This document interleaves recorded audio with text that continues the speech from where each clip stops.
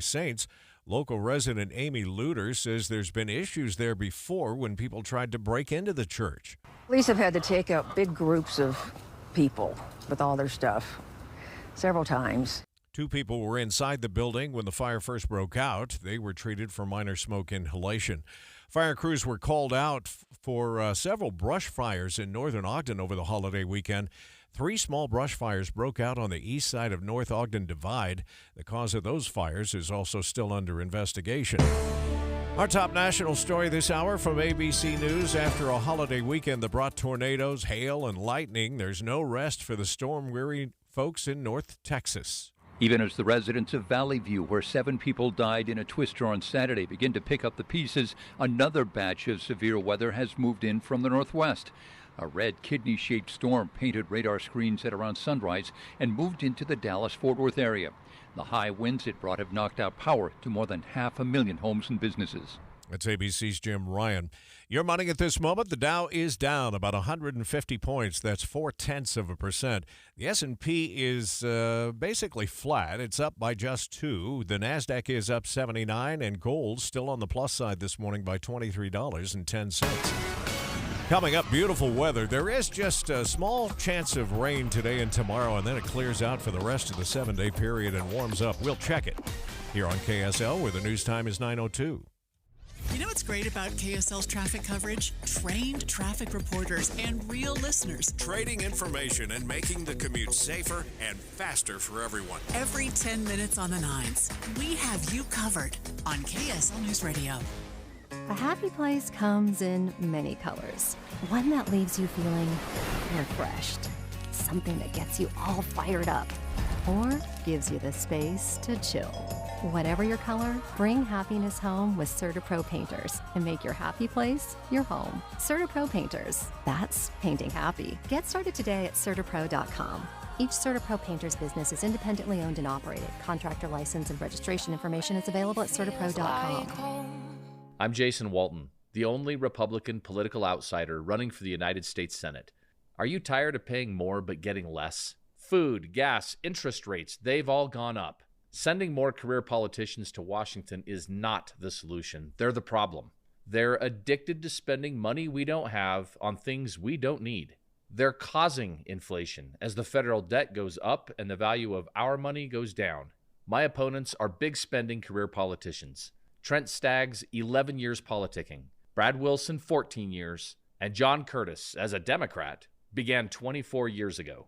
I'll stop runaway inflation by forcing politicians to spend only what we give them by passing a balanced budget amendment within 2 terms, or I won't run for re-election. If the other candidates won't make you that promise, then they care more about their careers than about our country.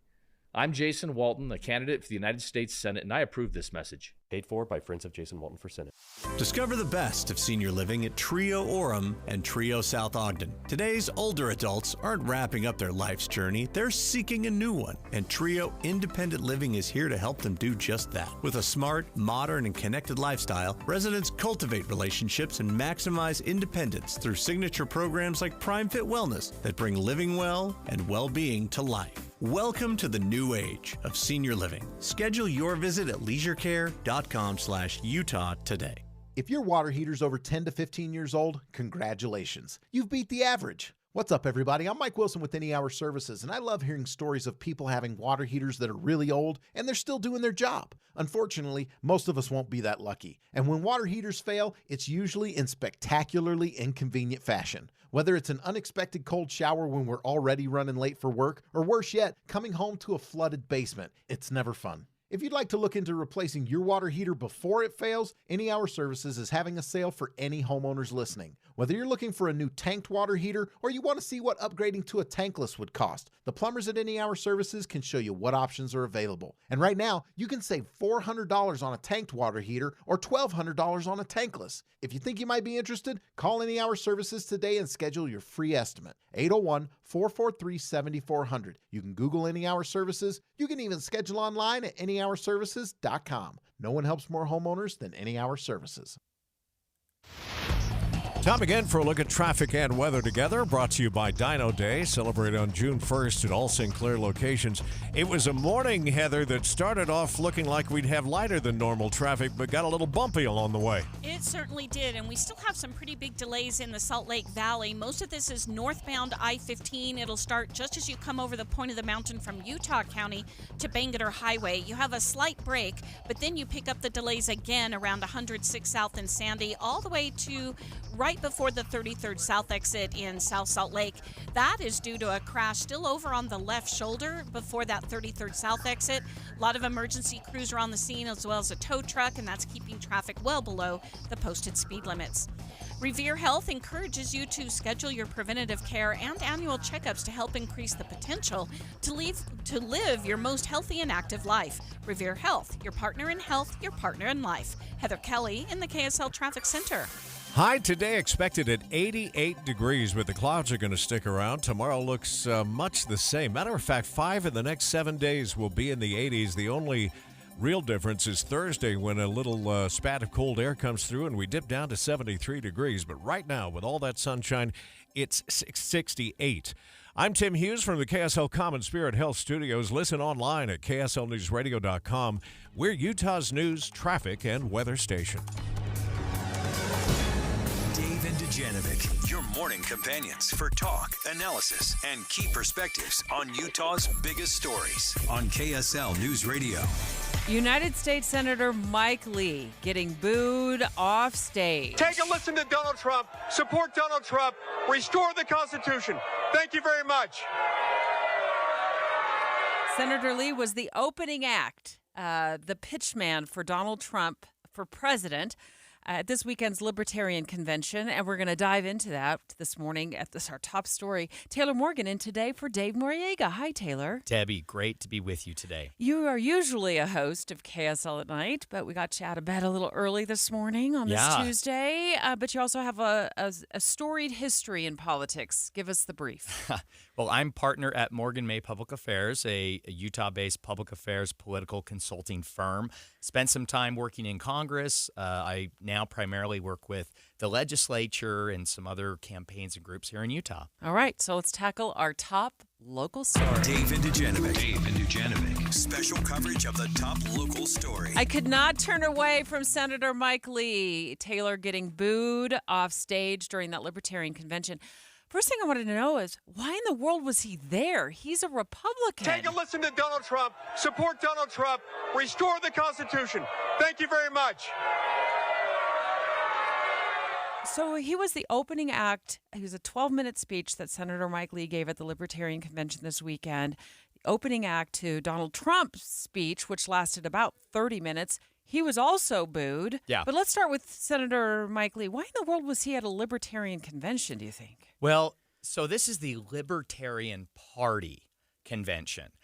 Mike Lee has always been libertarian in terms of his political ideology, right? That's really kind of the essence of Mike Lee. He has strong support from what you could call libertarian national PACs and interest groups. This was an attempt by Mike Lee and Donald Trump to make peace with national libertarians.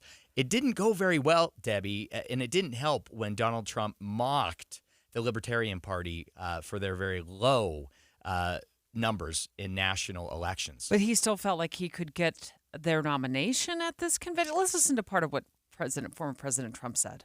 The Libertarian Party should nominate Trump for President of the United States. It's weird. Whoa. I will put a libertarian in my cabinet. All right. So I heard Senator Lee's 12-minute speech, which did not go over well. I thought it was weird. I thought it was totally out of place. Yeah. His jokes didn't land. Very cringy. He seemed extremely awkward. And then President Trump steps up there to try to secure the Libertarians' nomination support, and he gets booed. He doesn't make any sense being in front of this crowd either. I cannot figure out why these two would want to be at a place. He always felt like they were wedding crashers, that they didn't get an invitation to the wedding, but they decide to show up anyway. But I suppose, the one that concerns me the most is our senator spending time trying to pitch for Donald Trump at He's a Republican, right? Well, I mean, and is he, Debbie? Here's the you thing. tell me. When Donald Trump said, I will put a libertarian in my cabinet, could he have been talking about Utah Senator Mike Lee? You think he's masquerading? Well, Mike Lee has always been very libertarian in terms of his political ideology, and he has not been shy about that. He has always claimed libertarian positions in his own politics and how he votes in the U.S. Senate. I think Mike Lee here is really setting himself up to be on a Donald Trump cabinet, to perhaps be considered as a Supreme Court nominee by potentially Donald Trump. Course. Or of course. Debbie, stop. Maybe Yes, Donald Taylor? Trump's vice presidential candidate? What? They were on stage together this weekend. Shades of things to come? Really?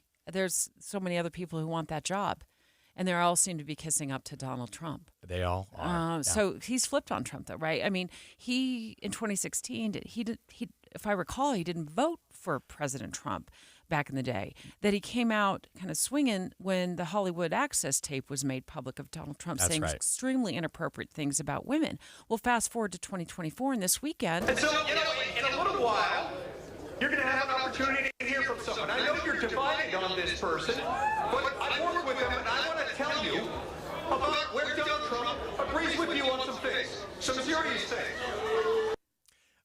He's selling out. Well, I wouldn't say that he's selling out, Debbie. I have to give Senator Mike Lee credit for being all in on Donald Trump for really all but the last 8 years. I mean, in the beginning, in 2016, it is true that following that Access Hollywood tape, when that came out, he was the first Utah member of Congress to come out against Trump and kind of take that moral outrage position against Trump. He changed a few months later when Donald Trump was the clear Republican Party nominee, and he has been 100% Team Trump since then. In a moment, we're going to hear him, his impressions of President Trump. He actually made some impressions of him on stage. I thought that totally... It was pretty awkward, Debbie. Awkward and out of place. But in the end, when he tries to convince the libertarians to vote for President Trump, or at least nominate President Trump. Do you know who recognizes that and wants to reverse this trend? Donald Trump! Here's the thing. You've got a great opportunity to hear from him. And the booze went on and on. He felt really out of place there. Yeah. Well, can I say this? Mike Lee and Donald Trump were not speaking to the people in that room, Debbie. They weren't there for them. They were speaking to the many, many Republicans nationally who fancy themselves libertarians, but they're registered Republican voters. That was their audience. So are Republicans showing their fear of a third-party spoiler in November? Donald Trump may not agree with you on everything, but I can tell you he will agree with you a whole hell of a lot more than that nutball in the White House or anybody else on the ticket. That conversation next. Dave and Dujanovic. A lot of us are filling our workdays with podcasts. When you're working, go to KSLNewsRadio.com. Click on Dave and Debbie's podcast and pick a topic and story length. Podcast with Dave and Debbie. Then get to work with KSL News Radio. I'm John Curtis. As a small businessman, I built gun ranges to help our law enforcement and our military. As mayor of Provo, I took aim at reducing waste, and we balanced our budget. In Congress, I've stood up to Biden and voted repeatedly against his reckless spending. And when it comes to standing up to D.C. and protecting our land, John Curtis has done that too. He forced the federal government to transfer more land back to Utah than anyone in state history. I'll never let D.C. bureaucrats or outsiders tell us how to manage our land. And John Curtis is the only candidate China has threatened to arrest because John stands up to the communist aggression. And Curtis is fighting to secure our border and stop the cartel's deadly flow of drugs in our country. I will always stand up for America and Utah.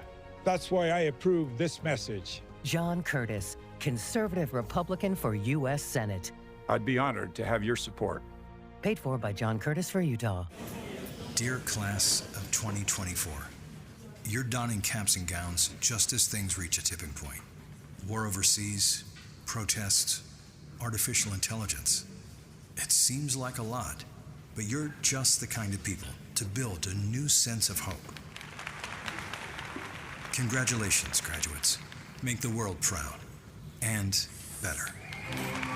A message of hope for the future from your friends at KSL News Radio. Are you tired of the pain and discomfort caused by those bulky, ill-fitting dentures? Sick of feeling self-conscious when you eat with family and friends? It's time to take charge. Stubbs Dental Implant Center, Utah's best of state winner, is here to give you your freedom back. Say goodbye to dentures and say hello to the All-on-X dental implant procedure, the permanent, life-changing fix that lets you chow down on your favorite foods without a care in the world and flash that confident smile once again. With cutting-edge technology, you can have a brand new permanent smile in as little as 24 hours. Yes, you heard right. Fast forward to finals and let your new smile steal the show. And here's the best part. Your consultation is absolutely free. At Stubbs Dental Implant Center, Utah's #1 dental implant center, they've helped thousands of patients love their smiles again. You could be next. It only takes 60 seconds to start your journey to a happier, healthier smile at StubbsDental.com. That's StubbsDental.com.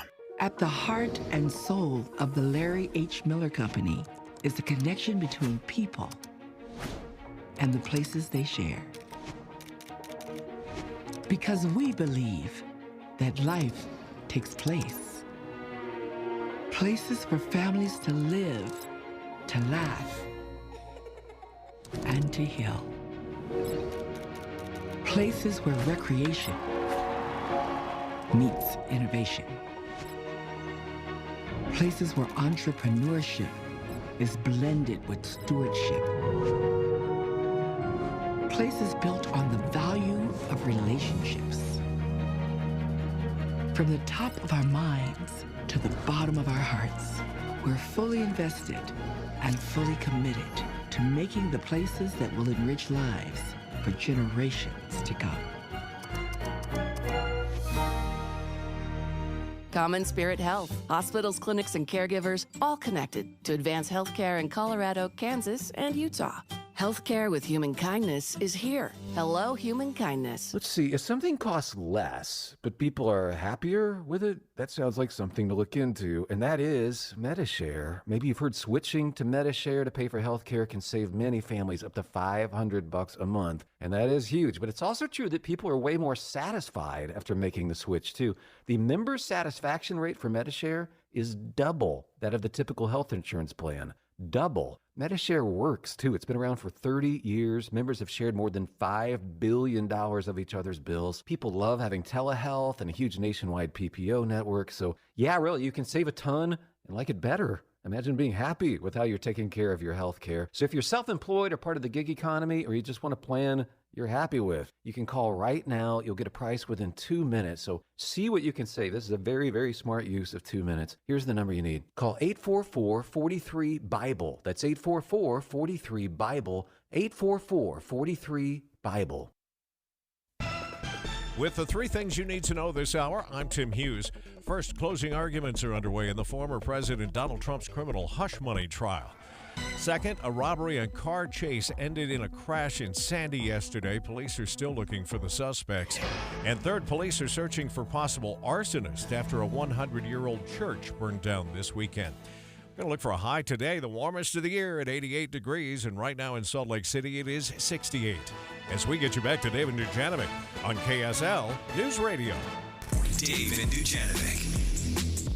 The senator from Utah, Mike Lee, I'm calling him the wedding crasher. He shows up at a libertarian convention, attempts to convince the crowd over the weekend to nominate Donald Trump, which is so weird, or the Republican, to be their candidate for the Oval Office, and ends up saying this, among other things he said in that 12 minutes, Taylor, that he was in front of the crowd. Donald Trump may not agree with you on everything, but I can tell you he will agree with you a whole hell of a lot more than that nutball in the White House or anybody else on the ticket. A little awkward there, Debbie. Some choice words by Senator Mike Lee there.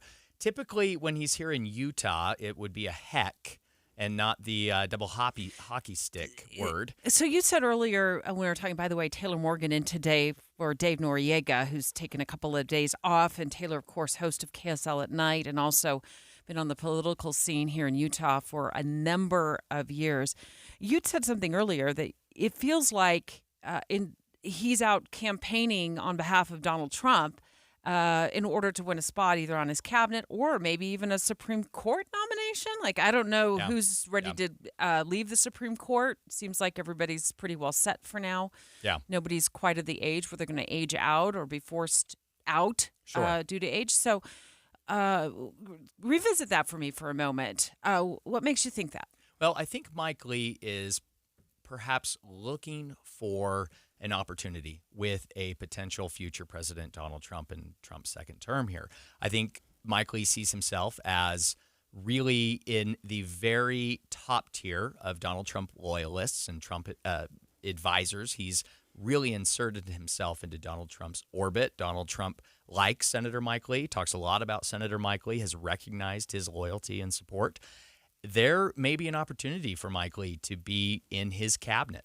So I watched the entire 12-minute speech, and if you're just joining us, President Trump was also at that Libertarian convention over the weekend where Senator Mike Lee was chosen to be his, I call it the opening act. That's what it felt like. Yeah. I watched the entire thing. It wasn't a great speech. It felt awkward to me at times, and in fact, it was this odd twist when Senator Lee does an impression of President Trump. I'm going to imitate him for you. President Trump, I apologize in advance if you're offended by this, but there's no way I can communicate the full effect of what I'm doing in his voice. Mike, what would happen if somebody came onto the Senate floor and they objected based on the absence of a quorum while the Senate was in a pro forma session? I would have to consult a few Senate rules experts and a couple of other lawyers, but I think I can get you the answer. That's okay. I got time. Go talk to Johnny. I thought that was great, Debbie. That was the best part of his speech. Mike Lee actually does a pretty good Donald Trump impression, right? That was decent. Utah's Morning News spoke with ABC's Stephen Portnoy about this because this is making national news about the climate of the Libertarian Party today. Because I wondered, why in the world these two would show up at this convention. Here's what he had to say to Tim and Amanda this morning. In today's political climate, the Libertarian Party is much more in favor of individual personal freedoms, including reproductive rights. And so the man who proudly says that he's responsible for the overturning of Roe versus Wade was heckled and booed by the Libertarian Party of today. Yeah, and they ended up nominated somebody else, somebody who's an actual libertarian. I'm curious to know your take on this, Taylor. Does it feel as though when the Republicans are wedding crashers at other political parties' conventions, does it feel like they're worried about what a third party could do to spoil their chances at the White House in November? No, I really don't think so, Debbie, especially when it comes to specifically the Libertarian Party. The Libertarian Party only received 3% of the vote in the last presidential election. The Libertarian Party is not a factor themselves. However, we know that approximately 12% of all registered Republicans nationally identify themselves as more libertarian when it comes to their political views.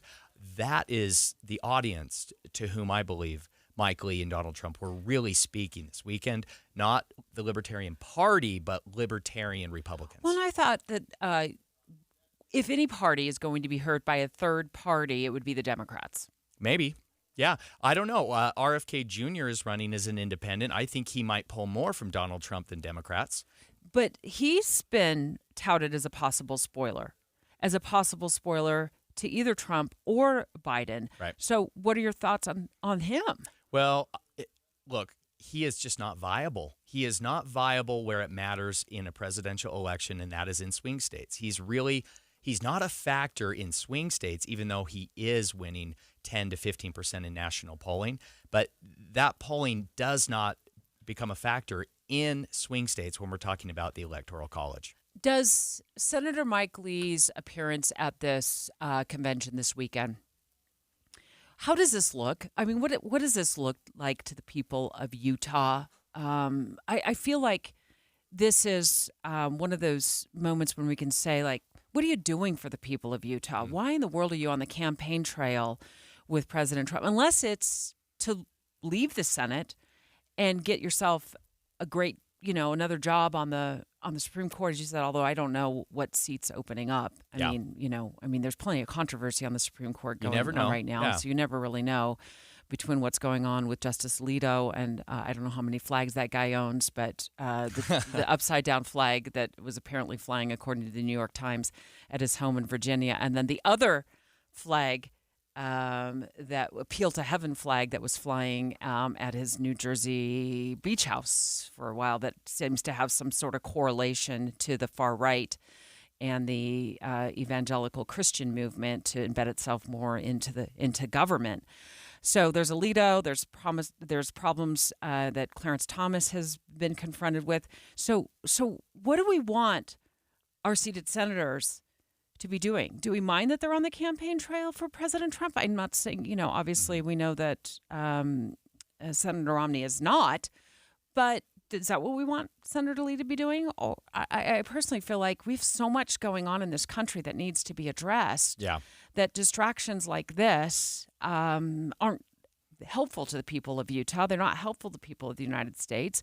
So do your job. And your job, we didn't elect you to go be on the campaign trail for a presidential nominee. I think this is ultimately what Mike Lee does and who Mike Lee is. Mike Lee fancies himself, I think, as a national political figure.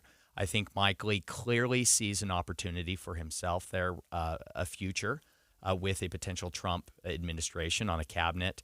Again, Supreme Court nominee.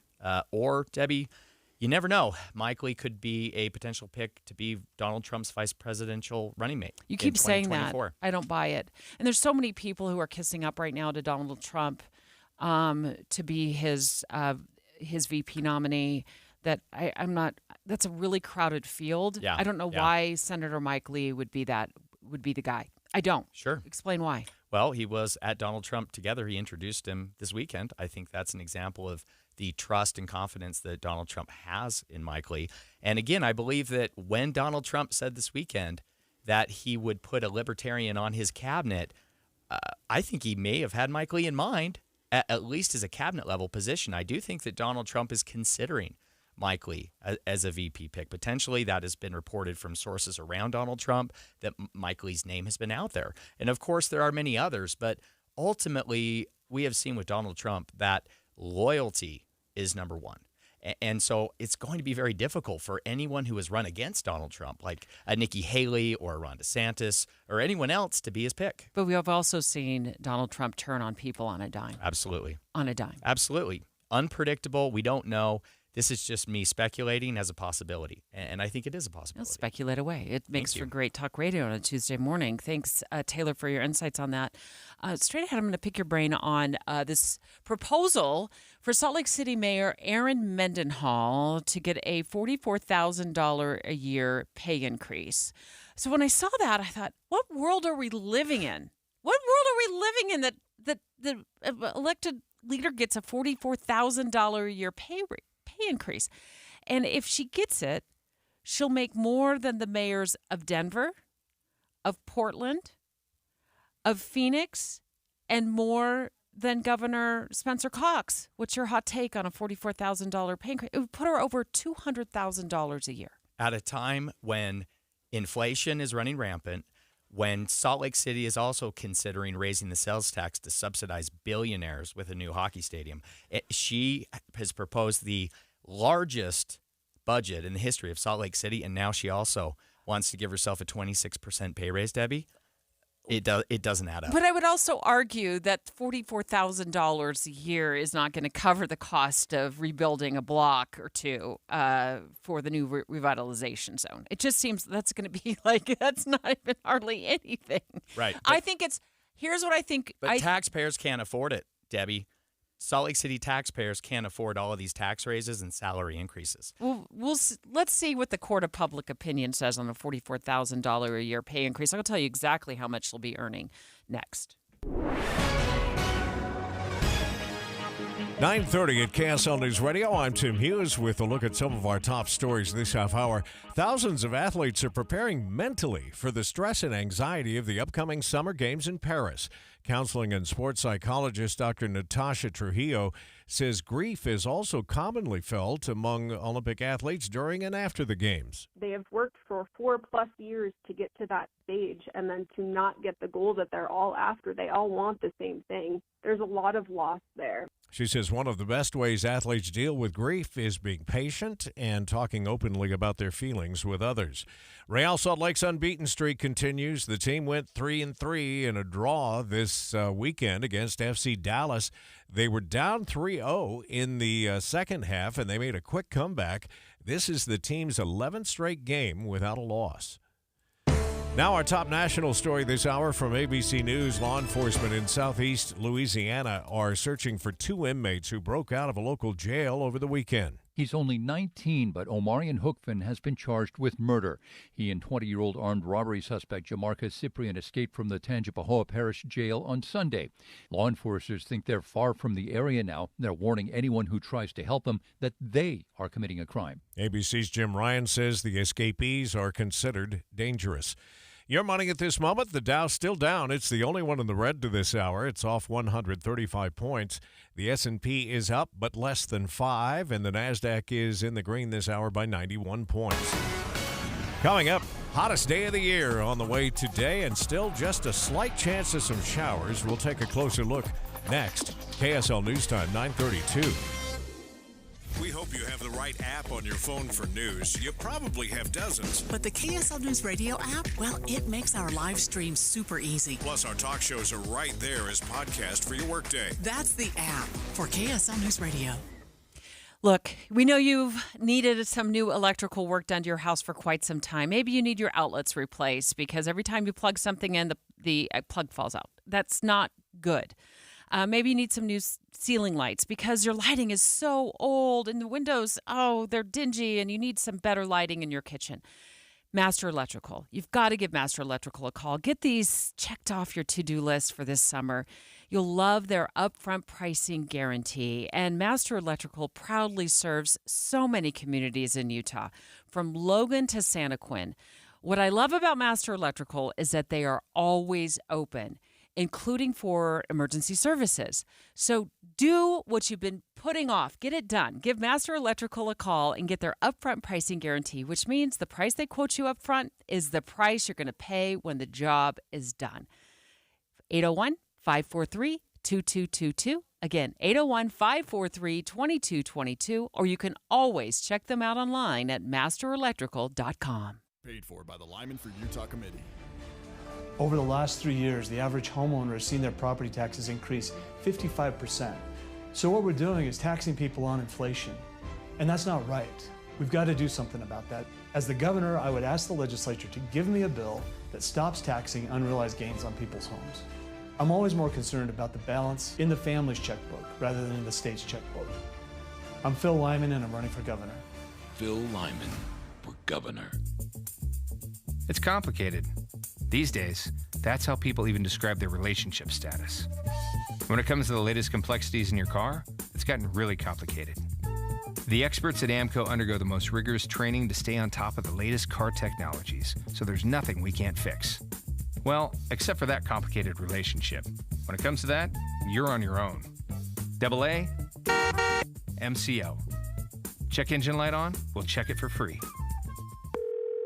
Thanks for calling Discover. This is Gabby. Hey, Gabby. It's Jennifer Coolidge. Hi. I'm so glad I reached you at 2 a.m. Oh, of course. Anyone with a Discover card can call and talk to a real person 24/7. Now, how can I help? Yeah, I used my Discover card to buy these yellow pleather pajamas, and I'm just not sure I'm pulling them off. 24/7 U.S.-based customer service. It pays to Discover. Limitations apply. Learn more at discover.com/creditcard. As a roofer, spring means the start of my busy season, which means I've got to get organized with help from Beacon. I can save time with Beacon Pro Plus and 24/7 access to live pricing, delivery tracking, order history, and more. Plus, this spring, I can earn $1,000 and the chance to win a $25,000 backyard renovation just by buying my CertainTeed shingles online with Beacon. No purchase necessary. Now that's what I call a spring cleanup. Visit BECN.com for official rules and to start earning entries. Traffic and weather together again, brought to you by Dino Day. Celebrate this Saturday, June 1st at all Sinclair locations. Back over to Heather Kelly. We've got a new crash northbound I-15 just before 33rd South and South Salt Lake. It's about 50 yards behind where we had an earlier crash, and this is keeping traffic very slow from there all the way back to 106 South in Sandy. There's also a crash coming out of Davis County. Southbound I-15 is at a crawl between Center Street and North Salt Lake and Beck Street. That is due to a crash that had been blocking center lanes of traffic. Then UHP stopped everybody for a few minutes to get all the vehicles moved over to the right shoulder. With IFA's spring and summer lawn food, you'll grow healthy turf that stays green all summer long. It's the ultimate lawn owner power move. IFA's spring and summer lawn food, it's the ultimate lawn owner power move. Heather Kelly in the KSL Traffic Center. 88 degrees later this afternoon. Wouldn't be surprised if we had a couple of spots that crossed into the 90s, believe it or not. 79 tomorrow, 73 on Thursday. Now, 30% chance of showers coming tomorrow, and then it will clear. And nothing but sunshine and 80s for the rest of the 7-day period. Right now it's 71 degrees. From the KSL Common Spirit Health Studios, I'm Tim Hughes. Listen online at kslnewsradio.com, Utah's news, traffic, and weather station. Dave and Dujanovic, your morning companions for talk, analysis, and key perspectives on Utah's biggest stories on KSL News Radio. Oh, I wish you could be in here during the commercial breaks. Taylor Morgan is already going off on this next story. Bring in the hot takes, Debbie. Sorry. I had to turn my microphone on to get you to stop going wild about this $44,000 a year pay increase that Salt Lake City Mayor Aaron Mendenhall is asking for or may get. And I thought, in what world do we live in? Yeah. That somebody gets a $44,000 a year annual pay increase, and I have to be like, oh, yeah, I'm okay with that. No. No way. No. Especially not a public official, Debbie.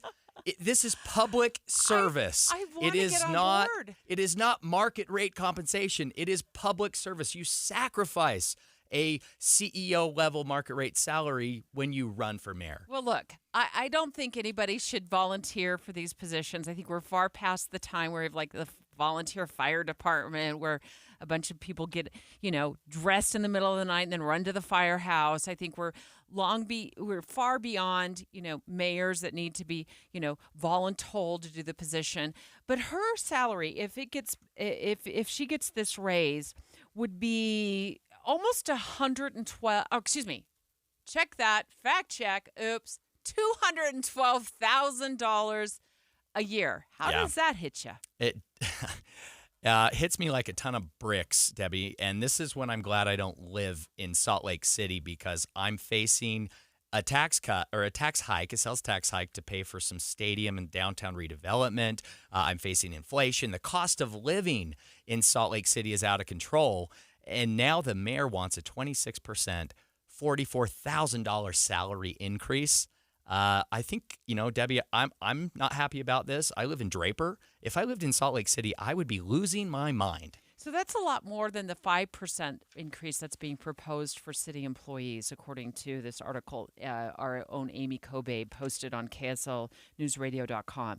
Amy reports that the Salt Lake City mayor is also proposing a 5% pay increase for all city employees this year. So, yeah. Do you know what you get $3,000? Yeah. And I get $44,000. The mayor of Denver, Debbie, a comparison here. Denver is 3 times the size of Salt Lake City. The mayor of Denver, Mayor Mike Johnson's annual salary is just under $206,000. If Mayor Mendenhall gets this salary increase, she'll be making significantly more than the mayor of Denver, a city, again, 3 times the size of Salt Lake City. I'm looking at this Axios article. They did a great breakdown on how mayors in other areas kind of close to Utah are getting paid. And you look at, you said Denver. Portland makes $175K a year, which still feels like a lot. Probably way too Like, much it for feels the state like of a Portland. lot. Oh my goodness. I mean, we all picked the wrong careers. I had no clue that public service was starting to pay so much. The mayor of Phoenix, though, $88,000 a year. But I read that she's running for re-election, so There you things go. must be going well in Phoenix for $88K a year. Maybe that. Yeah. You know, I mean. Well, the timing is interesting, right, Debbie? Because it is, I think, interesting that Mayor Mendenhall did not propose this salary increase until after she had won re-election in 2023. I think that is significant. Well, look, I mean, we've reached out to her team to see if she would join the show and explain it to us, or somebody on her team would join the show and explain it to us. You know, I think I said it earlier, long gone are the days where we expect people to step into the role of public service and not make any money. I totally disagree with, for many years, we were paying our police officers such low salaries. When I first moved to Utah back in the 90s as a reporter for Channel 4 News, I was doing stories on some peace officers in the state of Utah who were earning such a low wage that they qualified for public assistance. So they qualified for food stamps. Yeah. We've got to put that in our past. People deserve to make something of a livable wage. Absolutely. But when you look at what the average person in Salt Lake City is making, not at City Hall, but in Salt Lake City, it's maybe in the $70,000 a year range, maybe a little higher if they're in the tech industry. But not even the governor of Utah is making over $200,000 a year. Yeah. So where do things get? Is it because she manages a $2 billion a year budget? Is it because she's doing the job of She has a mayor city and- manager to do all that. She pays a city manager for that job. Are you sure? Yeah. So there. If not, she should. That's what city managers do. They're qualified, they have training, and they have experience to do that. Often city managers are the highest paid public employee at any city. That should be the case, not the elected official. Now, to take a step back, I agree with you. We need good people in public office, and good people should be compensated. However, it is public service. There is sacrifice involved with being a public servant. You should never expect market rate compensation when you're a public elected official. There has to be that sacrifice there. To expect a CEO level salary when you're an elected official is just not, it's not justified. I don't think this is $212,000 a year as a CEO level salary. I think if you're a CEO of a small company, maybe $1 million, $2 million, and then you got stock options. So this doesn't. To me, I think that take is you're way off base with that, Taylor. But I do think the optics of this is bad. 25% pay increase. And then you compare it to what city employees are going to be getting at a 5% pay increase, which I would be thrilled if somebody came to me and said, you're going to have 5% pay increase. Yeah. Maybe that shows you how low my threshold is, but it's better than a 5% pay cut. That's kind of how I look like, I'll take it, 5%. I'd like to know, what is the average starting salary for a police officer in Salt Lake City? We'll look that up. Yeah. We'll look it up. Caitlin, can we get our team in the research department of the Dave and Dujanovic show to go to town to figure out exactly what the entry-level pay is for a cop in Salt Lake City, in the Salt Lake City Police Department? That's great. We'll have our research department get on that, and during the break we'll figure it out. But what's reasonable to pay a mayor? Yeah. What do you think of Salt Lake City? I don't think you compare. I don't think you can compare Salt Lake City to South Jordan or my former hometown, not really former hometown, but place I used to live. Conwood Heights, or even your town of Draper. I don't think it's the same. I think you got to pay the mayors of bigger cities more. So what do you think? I think so. What do you think is fair? It's a good question. What would not make your eyeballs roll? I think if the mayor's office had a constant, steady, moderate cost of living adjustment over the years rather than one huge increase in 1 year, right? I think that there's some politics happening here. I would like to have seen this pay keep pace potentially with inflation or with some minor cost of living adjustments over the last decade rather than one huge $44,000 increase all at once. I don't think that is tenable. I don't know what the right number is, Debbie. In fairness, yes, Salt Lake City is a large city in Utah's only first-class county, meaning first class by size. She should be getting paid decently, but Debbie, It's public service. I've got a number in my head. Thanks for asking. I've got a number in my head. I can't wait to hear it. And now, I know you're not used to taking live phone calls because you are hosting KSL at night, and you guys don't normally take live phone calls from listeners on that show. Yeah, I've always wanted to. They don't let me. I think they're worried about me, Debbie. Right. We're going to ramp up with live phone calls straight ahead. Let's ask our listeners. $212,000 a year. Are you okay with that? Mayor in Salt Lake City earning that much pay. Now, this isn't pay and benefits. This is just this is pay. This is pay. $212,000 a year. Is that okay with you? Does that float your boat? 801-575-TALK. 801-575-TALK. I'll tell you what my number is next. And our research department has been busy in the back room there. We've got the number on what the starting salary is for police officers. That's next as well. But Taylor's looking forward to having out with you live on the air next.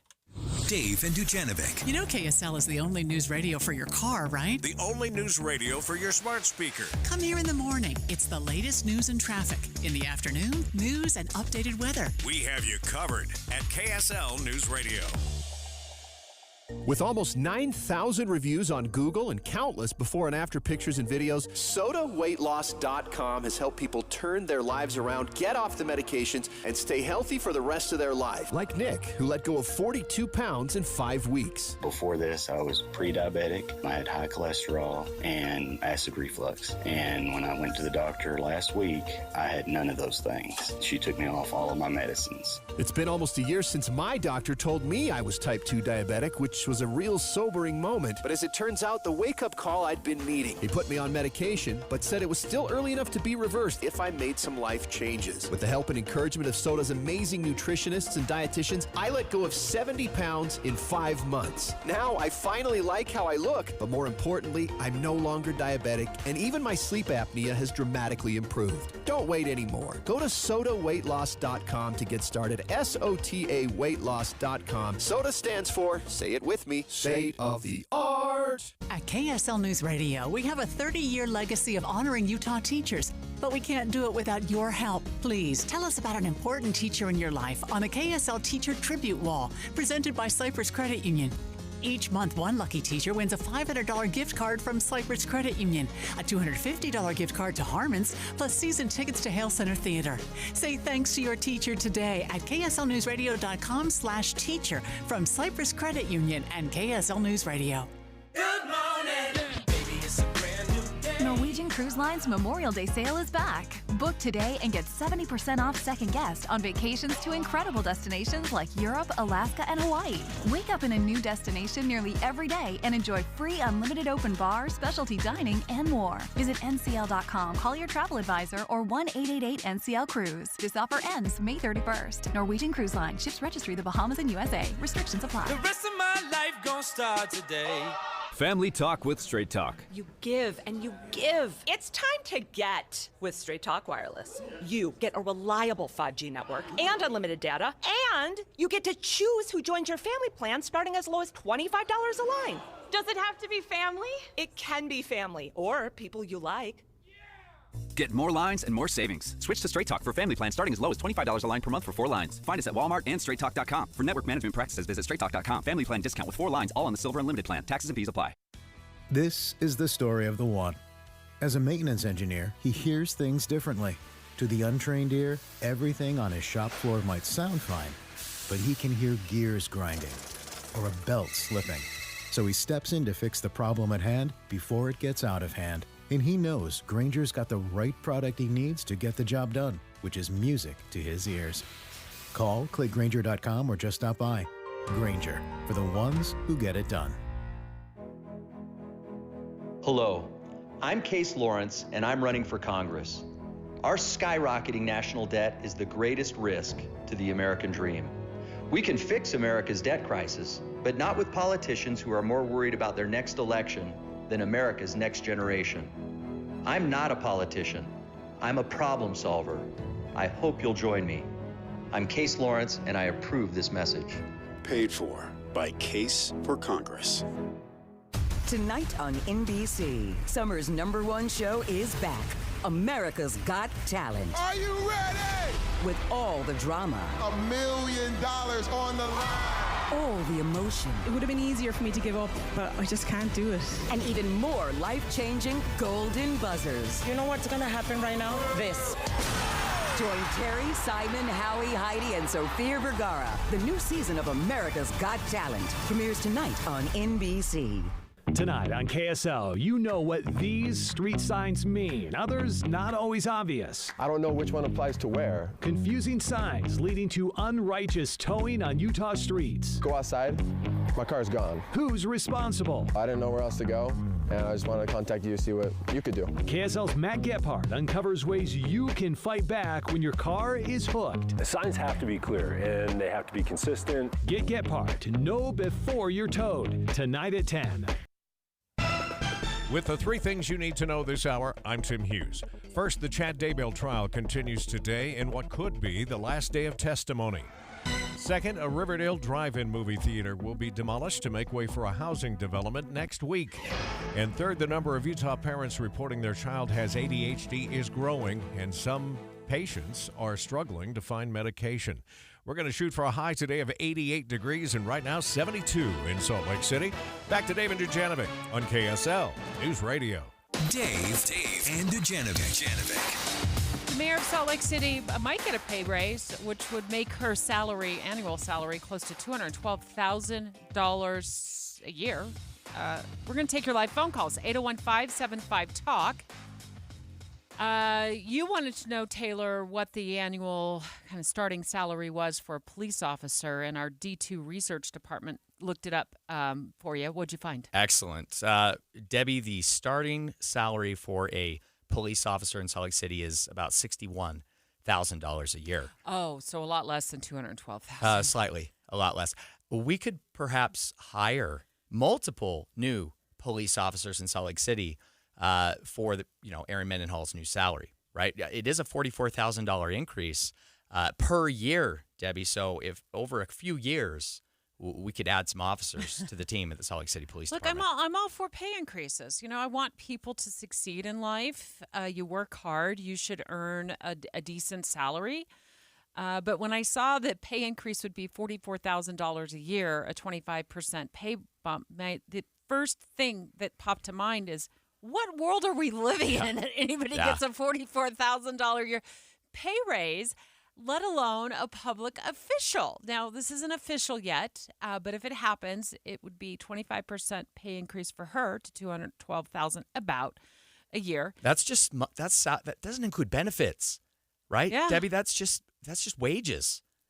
With benefits, what is her actual salary going to be? $300,000? You mean everything combined? Yeah. Oh, yeah, it would be close to that. That could be more than Salt Lake City Police Chief Mike Brown. And there's some arguments to be made, like, where is the cap for all, public servants? Is there a cap? What feels comfortable? I've got my number in my head, 801-575-TALK. Taylor Morgan usually hosts KSL at night. Also has been running around in political circles here in Utah for quite some time, but we love having him on KSL at night from 7 to 9 weeknights. You never get a chance really at KSL at night to take live calls. That's so right. Why don't you introduce our first caller? Well, I'm excited to introduce. We have David calling on the line from Salt Lake City. David, welcome to David Dujanovic. Talk to us about the salary increase. What do you think? Hey, thank you for taking my call. I think it's just absolutely absurd. And of course, those who will be voting on it, the city council, are tied into it as well.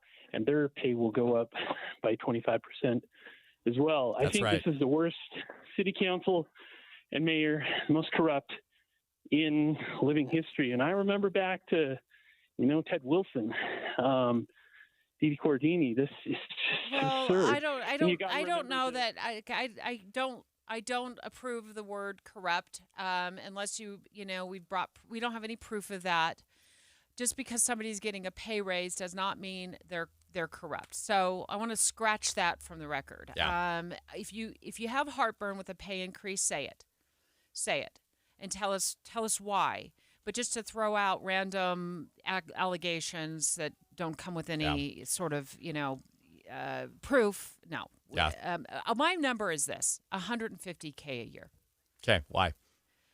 I think that's what a position like that should pay. I don't want to make it so low that our mayors in some of our largest cities just can't afford to live in the city itself. Yeah. There's a little bit of irony involved with that, isn't there? Well, that's what's happening with police officers. They Yeah. can't afford to live in Salt Lake City, so as a result, they have to live in places that are much more affordable, where they can go and qualify for a home, like a townhome. So, I understand that's it's a tricky position to be in, but I don't think our mayors should make such little money, and we're way past the time when it should be a part-time position in Salt Lake City. I totally It just agree. needs to be a full-time position. Yeah. It needs to be attractive enough financially that many people are going to want to vie for that spot. And can earn a reasonable income running, like you said, a Class 1 city, whatever that means. Nate in Layton, what do you think about a $212,000 a year salary for a mayor? I think it can be justified, but I also feel like, why in the world should somebody receive a 25% increase in 1 year? Why not take that increase and spread it out the way a normal layperson gets paid and have a bump of 3% every year? And another thing, just on the benefit side of thing, I was looking at the spreadsheet that was published in conjunction with this article here, and it's kind of surprising to me that of the mayors that are listed and city managers that are listed on the spreadsheet, Aaron Mendenhall has the lowest package of extra salary payment out of everybody. Her benefits are worth like $39,000 a year, where there's other mayors and city managers in the state that have benefit packages up to like $90,000 a year.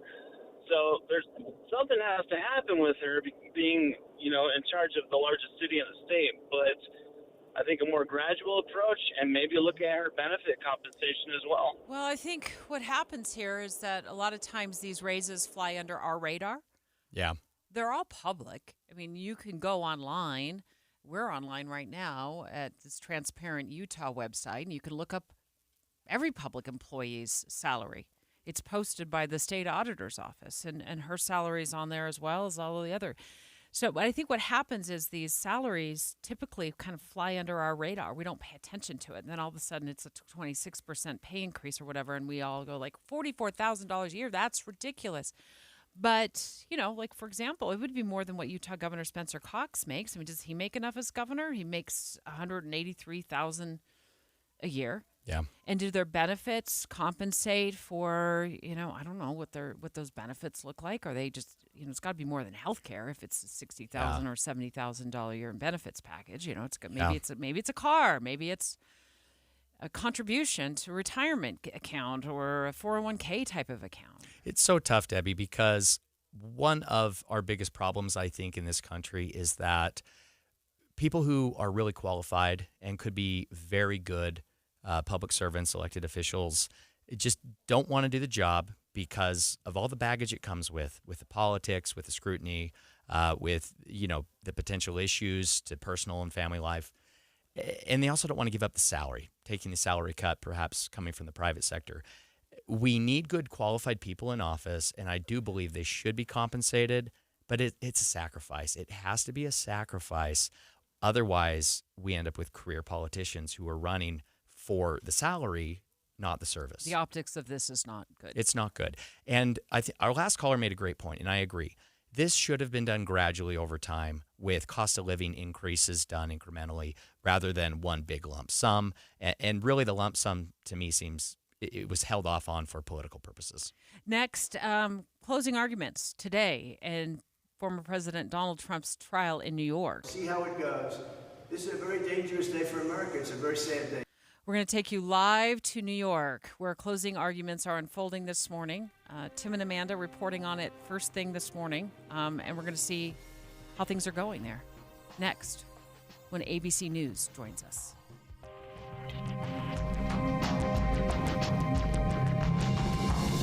KSL FM Midvale. KSL Salt Lake City. From the KSL Common Spirit Health Studios, this is KSL News Radio.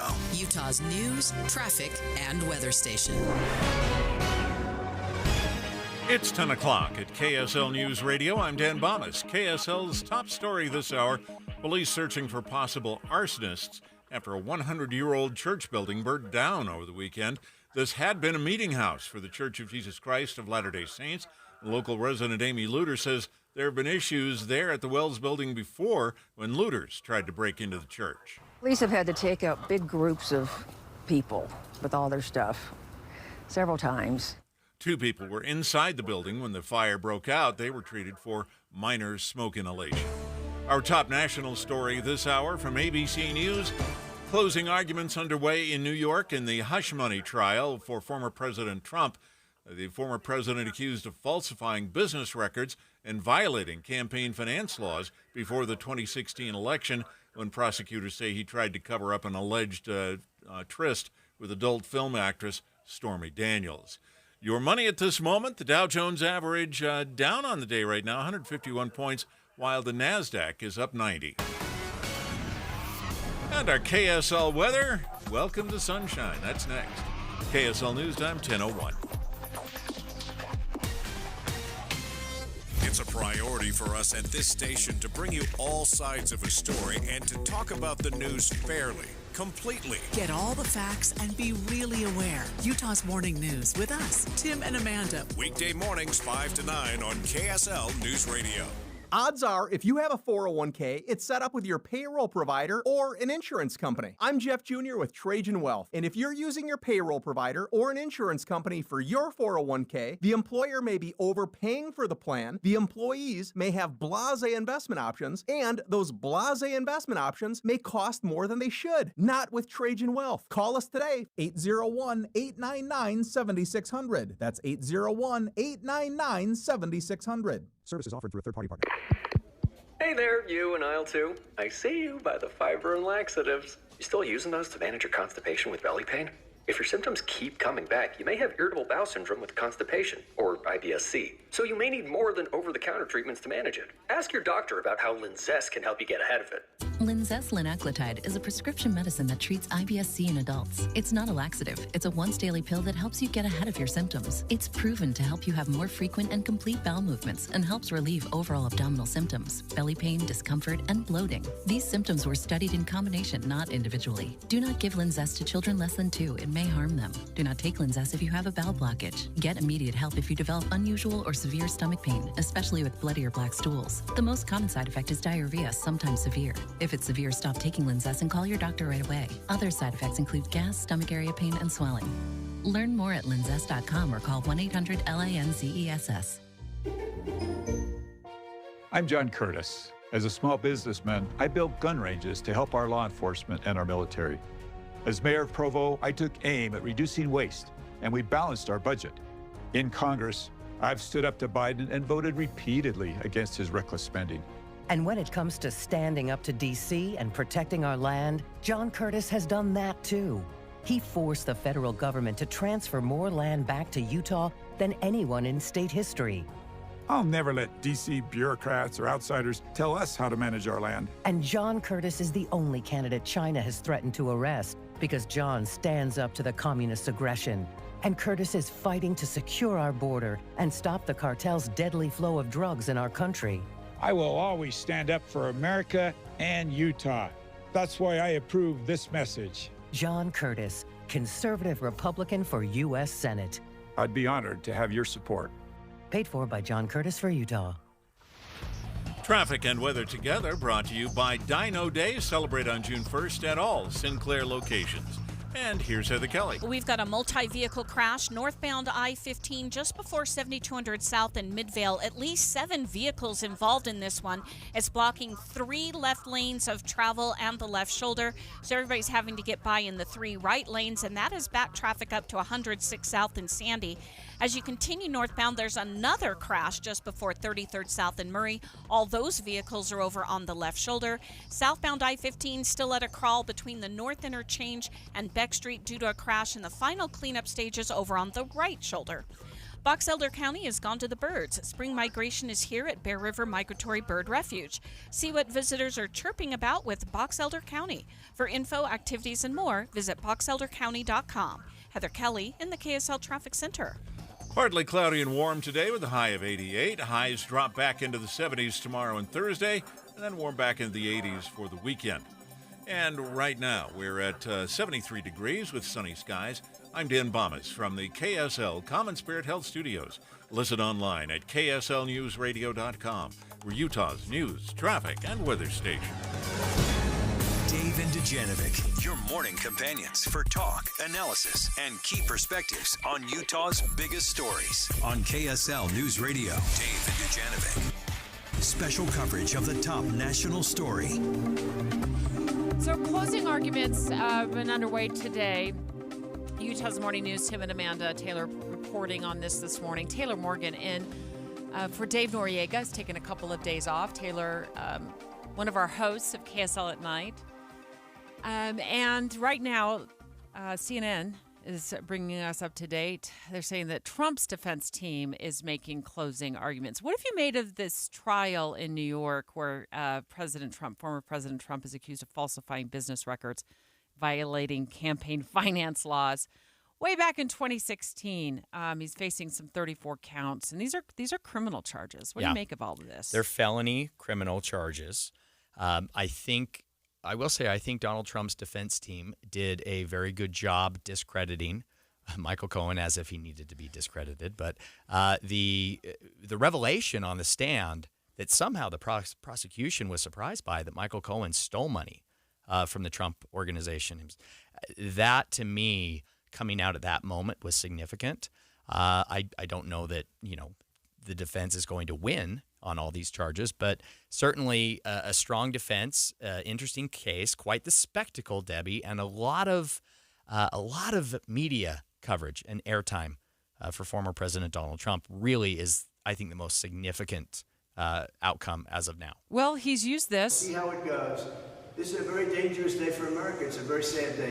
As a way to campaign. He speaks to the media daily right outside the courtroom. There are no cameras in the courtroom, but Derek Dennis, or ABC News correspondent in New York for us. So what are you seeing today there, Derek? Well, we're seeing that the defense is continuing its closing arguments representing the former president in court.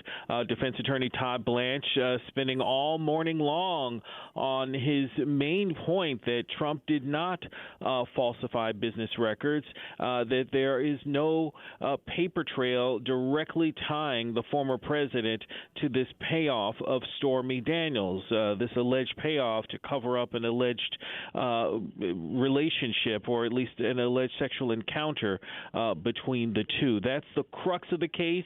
The defense is hammering away that there's no evidence to support it, and also, as was mentioned, hammering away that the credibility of the prosecution's star witness, Michael Cohen, Trump's former attorney, described as the fixer for the former president, saying he's not a credible witness. He lied on the stand, and there was that big admission that was mentioned that Michael Cohen stole from the Trump organization, stole money because he felt he had been underpaid, missed out on his year-end bonus at the height of this the time frame of this case, and wanted to recoup those costs, and so stole money. That really went to the heart of his lack of credibility and played right into the defense's hands. Derek, do we expect this to go to the jury in the next, let's say 24 hours or so? We do. We know this afternoon that the prosecution is expected to give its closing arguments. The defense claims that they'll wrap up in the next half hour or so. There'll be a lunch break of some sorts, and then the prosecution will get its chance to present its closing arguments. And the judge has already sort of told the jury that if they need to go late into the night, he'll allow that. So if the closings finish today at some point, jury instructions will be tomorrow, and then the jury will start deliberating after that. Derek Dennis, ABC News correspondent, live in us from New York. The trial. Live from New York. Chad Daybell. Special coverage on KSL News Radio. Want to head up to Idaho now, Taylor, have Adam Small join us while he's standing outside the courtroom in the Chad Daybell trial. Adam, I know you just have just a few moments. You've been up there for us all day long, and the closing arguments in the Chad Daybell trial. So what can you tell us is going on there today? Well, Debbie, we basically, in the first hour and a half of court, the judge disallowed a rebuttal witness where we're at with the prosecution. The defense has already rested their case, and the prosecution wanted to call a former coworker of Tammy Daybell to the stand again, but the judge actually disallowed her from coming back up. So we just got done hearing rebuttal testimony from Utah medical examiner Dr. Eric Christensen, who helped do a follow-up autopsy on Tammy Daybell after she was exhumed in Utah. And then we also heard a rebuttal testimony from former Rexburg police detective David Stubbs on some of Chad Daybell's search history. Apparently at one point he tried to delete his location history, things like that. And now we're currently in recess, but we know the prosecution has one more witness they want to call up, but it sounds like we may have one more person to go, and we could be done and on our way to closing arguments. Okay. That's what I was going to ask you. So I was just getting my trials confused just a little bit in terms of where we were in the timeline. So it sounds like they're just wrapping up witness testimony up there in Idaho this week, and then they'll tackle, of course, closing arguments after that. Yeah, so we're thinking today potentially could be the last day of testimony entering evidence. And then I imagine what I think will be a short day of court. We could be in closing arguments either tomorrow or Thursday at the latest. I don't know if Judge Boyce will want to take a day off in between to give both sides a chance to prepare for that. But, I mean, we could have this case in the hands of the jury by the weekend. Adam, can you tell us about what the medical examiner, a witness, I believe, for the defense, said on the stand that was significant about how conclusive it is, whether, there was a homicide or an accidental death? Right. So Dr. Christensen, he talked about when they did the autopsy, for a while they were kind of debating whether or not they were going to go with cause of death undetermined or cause of death homicidal asphyxia. But they eventually came to the conclusion that they believe Tammy Daybell died by asphyxiation, and it was a homicide. And now John Pryor, Chad's defense attorney, again, his job is to create a reasonable doubt for the jury. So what he got up and talked about was it's a lot of medical mumbo jumbo that obviously I'm not super qualified to talk about. But basically, apparently, inflammation in the lungs is pretty normal, even for healthy people when they die, is kind of what I was coming to. And John Pryor was trying to create this sense of doubt and, so this inflammation wasn't exactly a big deal, and you didn't even talk about it until I asked you about it. But then the prosecution again comes up with a redirect of, hey, this is how you based your findings that you believe this was a homicide by asphyxiation. All the reports, all the evidence that he looked over, and viewing her organs, things like that.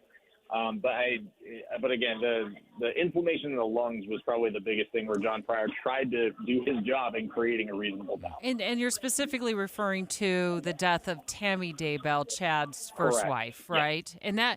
And her body was exhumed from a cemetery in Utah.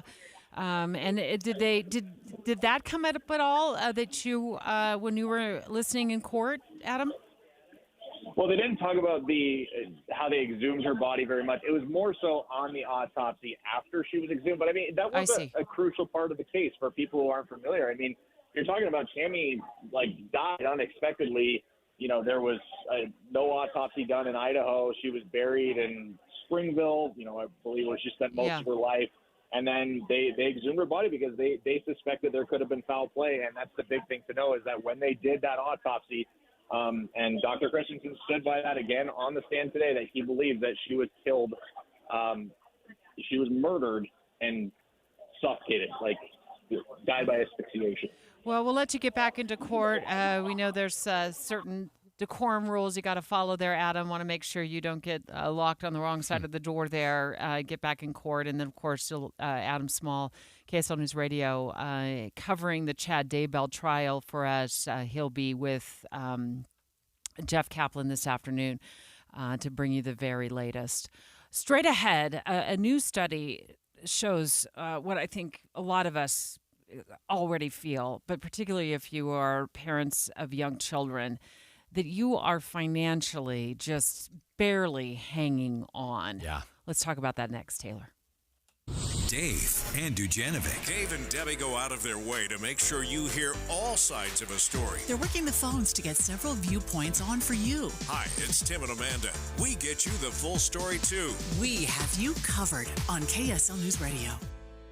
I'm Jason Walton, the only Republican political outsider running for the United States Senate. Are you tired of paying more but getting less? Food, gas, interest rates, they've all gone up. Sending more career politicians to Washington is not the solution. They're the problem. They're addicted to spending money we don't have on things we don't need. They're causing inflation as the federal debt goes up and the value of our money goes down. My opponents are big spending career politicians. Trent Staggs, 11 years politicking. Brad Wilson, 14 years. And John Curtis, as a Democrat, began 24 years ago. I'll stop runaway inflation by forcing politicians to spend only what we give them by passing a balanced budget amendment within 2 terms, or I won't run for re-election. If the other candidates won't make you that promise, then they care more about their careers than about our country. I'm Jason Walton, a candidate for the United States Senate, and I approve this message. Paid for by Friends of Jason Walton for Senate. Dear class of 2024, you're donning caps and gowns just as things reach a tipping point. War overseas, protests, artificial intelligence. It seems like a lot, but you're just the kind of people to build a new sense of hope. Congratulations, graduates. Make the world proud. And better. A message of hope for the future from your friends at KSL News Radio. Paid for by GovMint.com. Have you heard? A recent stash of 1881 Morgan silver dollar coins has been found. These gorgeous 1881S silver dollar coins are as bright and shiny as the day they were struck. Only a limited quantity of these Morgan silver dollar coins are available. Coin experts are calling this an amazing opportunity for anyone interested in silver coins. Just call GovMint at 1-800-386-7195 and you are guaranteed a mint condition 1881S Morgan silver dollar featuring the iconic S mint mark of the San Francisco Mint. But with limited quantity, you must call now. These 1881S silver coins are still in uncirculated condition. That is 140 years of history you can hold in your hand. To learn more, call 1-800-386-7195. Call now and you'll receive a free American Coin Collector's Bonus Package, a $25 value, free with every order. Call 1-800-386-7195 now to secure your 1881S Morgan silver dollars before they sell out. That's 1-800-386-7195. If you've got a honey-do list with electrical, plumbing, heating, or air conditioning projects on it,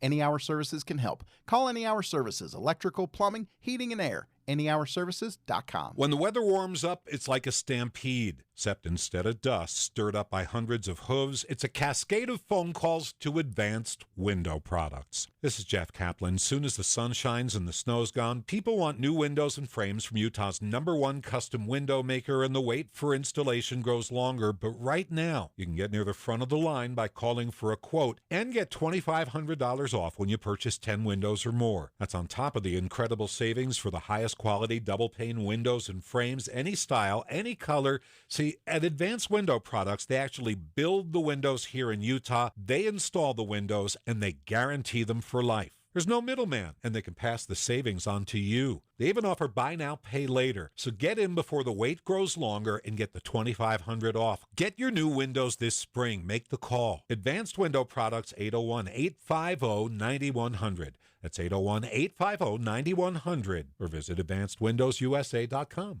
Tim and Amanda. Yes, KSL is a trusted institution. I mean, it's a 100-year-old institution, and I know that with that legacy comes a responsibility and a trust. But I want you to know, we have diverse voices at this radio station.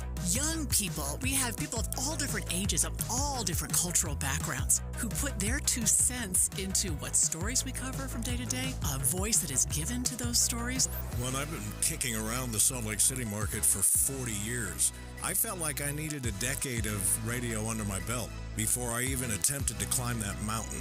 So as important as KSL is to you, you need to know that it's an important institution for both of us and something that we take very seriously, in the responsibility of providing the right news and information for you and your families every day and carrying on the tradition of this great radio station. Utah's Morning News between 5 and 9 on KSL News Radio. With the three things you need to know this hour, I'm Dan Bomas. First, a historic meeting house of the Church of Jesus Christ of Latter-day Saints burned down over the weekend. Second, closing arguments underway in former President Bush's hush money trial in New York. And third, Senator Mike Lee ran into some static at the Libertarian Convention. Right now, 73 degrees, sunny in Salt Lake City. Back to Dave and Dujanovic on KSL News Radio. Dave and Dujanovic. Parents of young children holding on by a thread when it comes to the family budget. And this has been a shift in the last couple of years. Taylor Morgan in today for Dave Noriega. Taylor hosts KSL at night from 7 to 9 nightly. Not every night, but a lot of nights. I hear you on the radio, right here on KSL News Radio. And this has been a shift, Taylor, in the last couple of years. During the pandemic, it seemed as though young couples or couples of kids, young ages, felt a lot more confident about their financial situation. And this recent survey shows they're not feeling so confident anymore. No. I think partly that has to do with, during the pandemic, y'all were getting a lot of stimulus money. The tax credits, that was monthly cash, a check, direct deposit. Remind our listeners what that was. So that $250 or $300 a month instead of going to the tax man or tax woman, and having to wait for your refund. For your refund. What did they gave it? It came monthly. Yeah, a lot of people got checks in the mail, or it was direct deposited into their bank account, and they just kind of, I think, counted on that and started relying on that. That has gone away, and I think a lot of parents who have young children are really feeling the crunch, in part because of those pandemic era tax credits expiring. Well, let me talk about why I think it's only going to get worse. It's because childcare is so doggone expensive. Yeah. Kids are expensive, Debbie. Kids are crazy expensive. They're just expensive. That's one thing that, look, we need to have more kids in Utah. We know that to keep our economy growing, right, we need to continue to have children. The size of Utah families has gone down, way down from where it used to be. Expensive. Exactly. But to keep pace with economic growth here in Utah and to support the future retired population, that's going to be 20% of all Utahns, we have to have bigger families. But Debbie, it's just crazy expensive to do that. I think this is a crisis nobody really saw coming. You know what I mean? Like, we didn't really see it until recently that, we're not producing enough babies. That's such an awful way to put it. Not typically a problem We're not that giving you think birth Utah would to have, beautiful, right? It's a national problem. Yeah, it is. It's a national problem.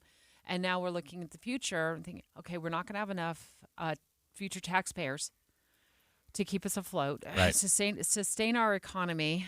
I was thinking about that the other day. Dave and I were talking about this on the air, and I was like, wow, we could be really are we heading for extinction? Oh, that's a little dramatic, I think, Debbie, isn't it? Well, I think my Social Security benefits are going to be extinct. That could be true. Well, it's a big shift in how this just is never, and I never remember this being an issue. It was never a conversation between me and my husband, like, we should really have babies because we want to make sure that we are supplementing, the GDP down the road when they turn, 20, 22, 23 years old. We just were like, how many kids do you want to have? Yeah. Well, okay, that sounds like a good number. Let's see if we can... Did you agree on that number? Yes and no. We kind of wanted to settle on 2, and our third was a happy accident. There you go. Yeah, She's amazing. 3 felt about right. I think maybe he wanted to have 4 at some point. But don't quote me on that. Sure. Sorry to put you on the spot there, Debbie. So look at child care expenses right now, and there is a great report from Voices for Utah Children They do great work. And you look at the cost right now of the slice of the budget that is going just for childcare. They said the median income of a Utah family of 4 is $100,000. So that's pretty good. You're over six figures. Plus probably both parents working, Yeah. or in many cases, both parents are working. The average annual cost of care for 2 children under the age of 6 is right around $17,000 a year. So that's quite a chunk out of the family budget. And I would imagine, too, if you're looking at infant care, it's even more expensive than that. I remember when I was looking for daycare for our newborn son, I was like, we can't afford this. What are we going to do now? And thankfully, we found a solution in our amazing neighbor who was a beautiful child care provider and a great friend. So that worked out for us. But my goodness, we were going to the daycare facilities in our community. And I'm like, someone's going to give up a job here because we can't afford this. But then you get outside the Wasatch Front, you go to areas like Grand County. That's where Moab is, right? Yeah. Moab is. And they have a huge issue there because the median annual income in the Moab area is like $45,000 a year, a little less than that. And the average cost of childcare is like $17,000 a year. So that the math ain't math in there. No, you're talking 40% of your annual income is going just toward childcare. It's huge. Probably don't have enough facilities down there. And that's exactly the problem, that particularly in rural Utah, there just aren't enough licensed childcare providers in those counties. I feel like this is a throwback for me to 2008 when the economy crashed, when we went into the Great Recession. I don't know what it's like to be a parent of young children today because my kids are all in their 20s and they all work. Two are now back in school. One is applying today again for medical school. So very good. But they don't get any, I want to say they haven't gotten any less expensive, but they can at least go and get a job, right? Get a job. You need a job. Buy your own food. You okay, can do Boomer. Stuff like that. Thanks, you Boomer. know what I mean? Yeah. Once they're a certain age, they can kind of provide for themselves. Sure. But when they're young, like back in 2008, when the economy started to crash and we saw our 401ks go into the toilet, our housing values flip upside down, and jobs were getting cut. People, even police departments. My husband was a police officer. Even we were worried, or like, were they going to start cutting, the force because everybody was hurting. It was just a massive shift in what was going on in the economy. But I always felt like we were going to pull out of it, kind of like we did the actual, that was the Great Recession. That wasn't the Great Depression, but we pulled out of as a nation, eventually pulled out of the Great Depression, which took a long time to do. But I was like, there's going to be a light at the end of this really horrible tunnel. And we're going to get out of it, and the stock market's going to come back. And look at that. I mean, before you know it, it's hitting 40,000. Housing prices are now out of control. And so, your equity's back, and there's reason to celebrate. I don't know if I see a way out of this right now. And what I'm afraid of, what's going on with families, is life has become so unaffordable, and young, parents of young children are feeling so tapped out that they're having to put things on a credit card. They're not saving money. They can't afford to get into a home. The average price of an 800 square foot apartment in Salt Lake City right now is like $1,600 a month. How are you going to put a family of 4 in 800 square feet, Taylor? You see where I'm going with this? I do, Debbie, and it's so difficult because, of course, we need the growth. We need children. We need bigger families to continue to maintain the economic growth here in Utah. However, it is that growth that is causing all kinds of issues with housing affordability, right? With having enough licensed childcare providers. I mean, it's difficult, chicken or egg in a bit, because growth is in some ways our enemy, but it is also absolutely necessary for our economy. Certainly a very difficult issue. There are ways we can start to address this. I think what the legislature did with the first-time home buyer grant for couples who are trying to get into their first home, I think $20,000 that you can put toward a down payment, or lowering the interest rate, buying down the interest rate for a single family home, right, in new areas to try to spur more development of those kind of affordable single-family homes. I think that is potentially helpful. I think there are some other things that we can do. But ultimately, when it comes to childcare, Debbie, I don't have any answers. It's just tough, and kids are expensive. I have a 9-year-old and I have a 14-year-old.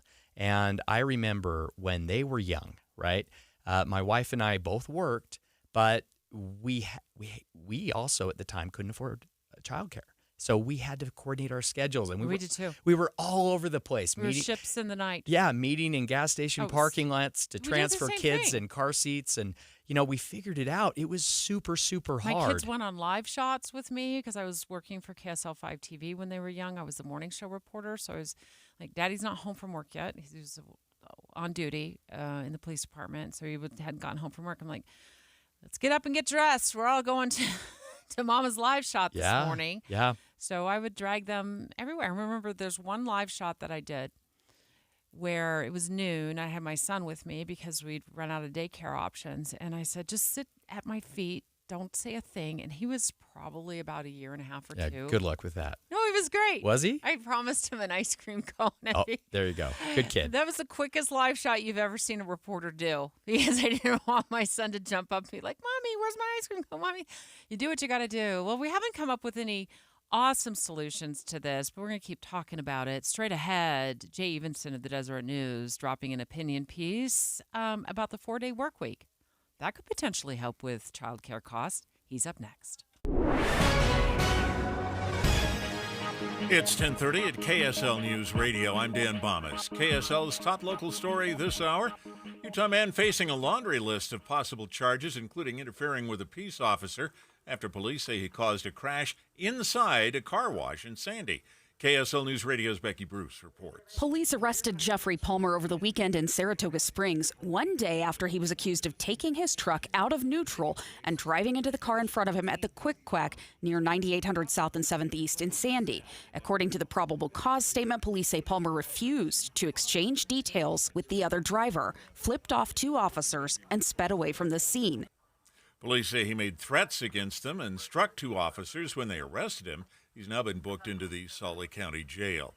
Our top national story this hour from ABC News. Spokesperson for the Israeli military promising a complete investigation into the airstrike that resulted in the deaths of dozens of Palestinians in Rafah on Sunday.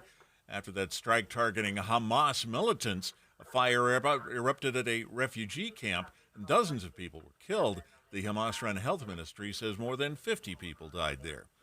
Your money at this moment, the Dow Jones average down on the day right now, 171 points, while the NASDAQ is up 84. And our KSL weather, just sunshine, looking all down the week. That's next. KSL News Time, 10:32. Here's a way to get breaking news updates anywhere you go. At the store or in a work meeting, you can get breaking news on your phone. You can quickly read it, swipe, or click for more. It's super discreet, super fast. That's the app for KSL News Radio.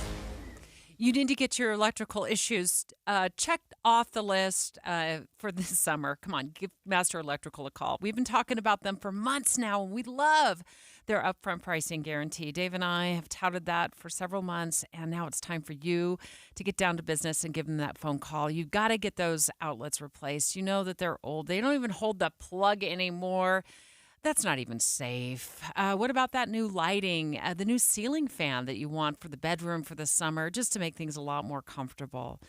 We love Master Electrical's upfront pricing guarantee because you will never see an upcharge. So Master Electrical, their experts come to your house, they give you the bid, and even if the work takes longer than what they had bid you for, they're going to honor that price. Their system simply will not allow them to do an upcharge. So this means no surprises on your invoice. So give Master Electrical a call, whether you live in Logan or you live in Santa Quin. They're always open, including for emergency services. 801-543-2222. Again, 801-543-2222. Or you can check them out online at masterelectrical.com. Hello, this is Congresswoman Celeste Malloy. I'm running for re-election to defend Utah's conservative values in Washington, D.C. Like you, I'm tired of government that spends too much, listens too little, and makes all of our lives harder. In Washington, I'm pushing for better ideas to keep the federal government involvement in our lives to a minimum. Let's keep the government in its proper lane. Keep me in Washington so I can keep fighting for you, because we are just getting started. Paid for by Celeste for Congress. The Management Minute is a service of the MBA program in the John M. Huntsman School of Business at Utah State University. I'm Scott Hammond. If you've applied for a job using one of the many computer-based systems, artificial intelligence is likely being used to screen your application. In the UK, after being furloughed for COVID, some employees were asked to reapply for jobs that they'd already successfully done. One woman was rejected because, according to the computer, she had poor body language during the interview. The algorithms used in some artificial intelligence systems attempt to objectify what is inherently subjective. For the sake of efficiency, they make decisions that impact a company and the lives of applicants. But we don't yet know the cost. We know that a biased hiring manager can do damage, but so can a computer algorithm. Learn more about ethical hiring practices in an MBA from Utah State University. Go to utahstatemba.com. That's utahstatemba.com. I'm Scott Hammond. Hope to see you in one of our classes. Traffic and weather together, brought to you by Dino Day. Celebrate on June 1st at all Sinclair locations. Here's Heather Kelly. We still have delays northbound I-15 as you come out of Sandy from 106 South all the way up to 7200 South in Midvale. It's due to a multi-vehicle crash that is in the cleanup stages, but they still have the HOV lane and left shoulder blocked in that area, causing the slowdowns. And if you continue north into Weber County, we have some unusual slowdowns right now coming out of Clearfield all the way into Roy. I haven't heard of a crash in the area, but something has definitely slowed traffic down there. The rest of the drive looks really good right now. When adventure calls, a new Murdoch Hyundai is the answer. Lease a new 2024 Tucson for only $365 per month or 3.99% for 5 years. Heather Kelly in the KSL Traffic Center.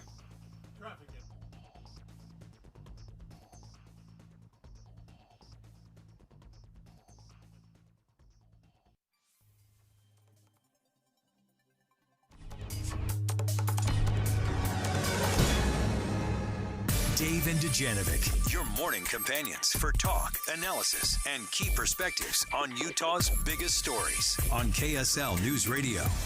Maybe this is a partial solution to the daycare crisis that Taylor Morgan and I were just talking about. Maybe it would make things more complicated for parents, but is a 4-day work week coming? Jay Evanston of the Deseret News wrote about that in his recent opinion piece, and we're going to talk to him about it in just a moment. He's the opinion editor of the D News, Taylor, and we've been talking about a 4-day work week for so long. I feel like it's time to just jump into it. Let's go. Well, when you say 4-day work week, are you talking for 10-hour days, Debbie, or are you talking a Bernie Sanders style 4-day work week? I really do like the idea of a 32-hour work week. You just lop off that last day. And who has to pay for those 8 hours you're not working? I don't think it's reasonable, Jay, to say a 32-hour work week is coming, but 4/10s? Bernie Sanders thinks it's reasonable. He has a bill that would reduce the work week to 32 hours with the same pay. And so the Fair Labor Standards Act sets the amount of time you have to work before overtime kicks in. And so he would set that at 32 hours. I don't think that's reasonable. If you look at it historically, the 40-hour work week had its genesis in the 1930s. And that was at a time when we had a lot of people out of work and we needed to employ them. And so you reduce the number of hours that everyone works and you can hire more people to do the same job. We're not in that situation now. We have quite the opposite. We have a labor shortage in a lot of areas. And so if you reduce the work week to 32 hours, you're going to hire more people to make up that time. It's going to be harder on businesses. There just aren't that many people who can fill those roles. Yeah. Jay, how does AI potentially play into this?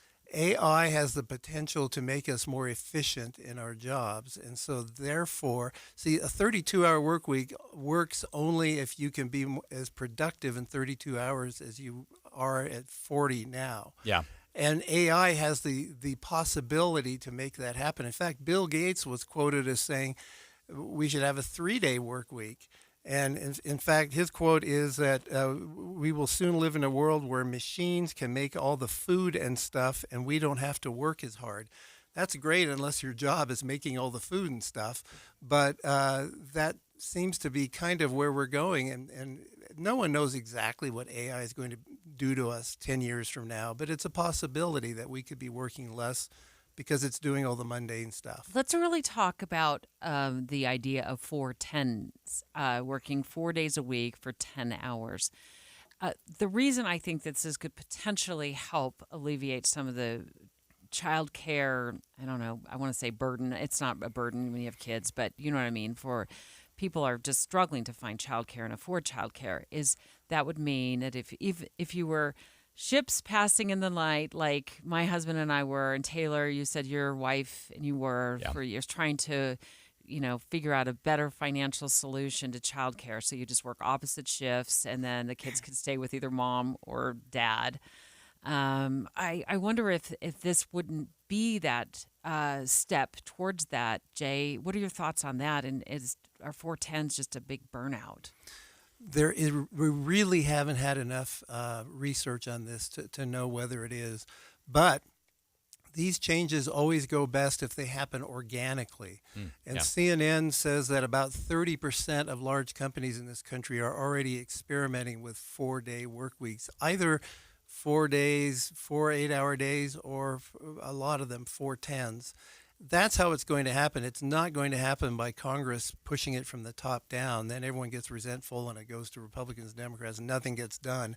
But if it comes from the bottom up and it's organic, I think we could see it. Yeah, and we've seen some of this, in fact, from state government here in Utah.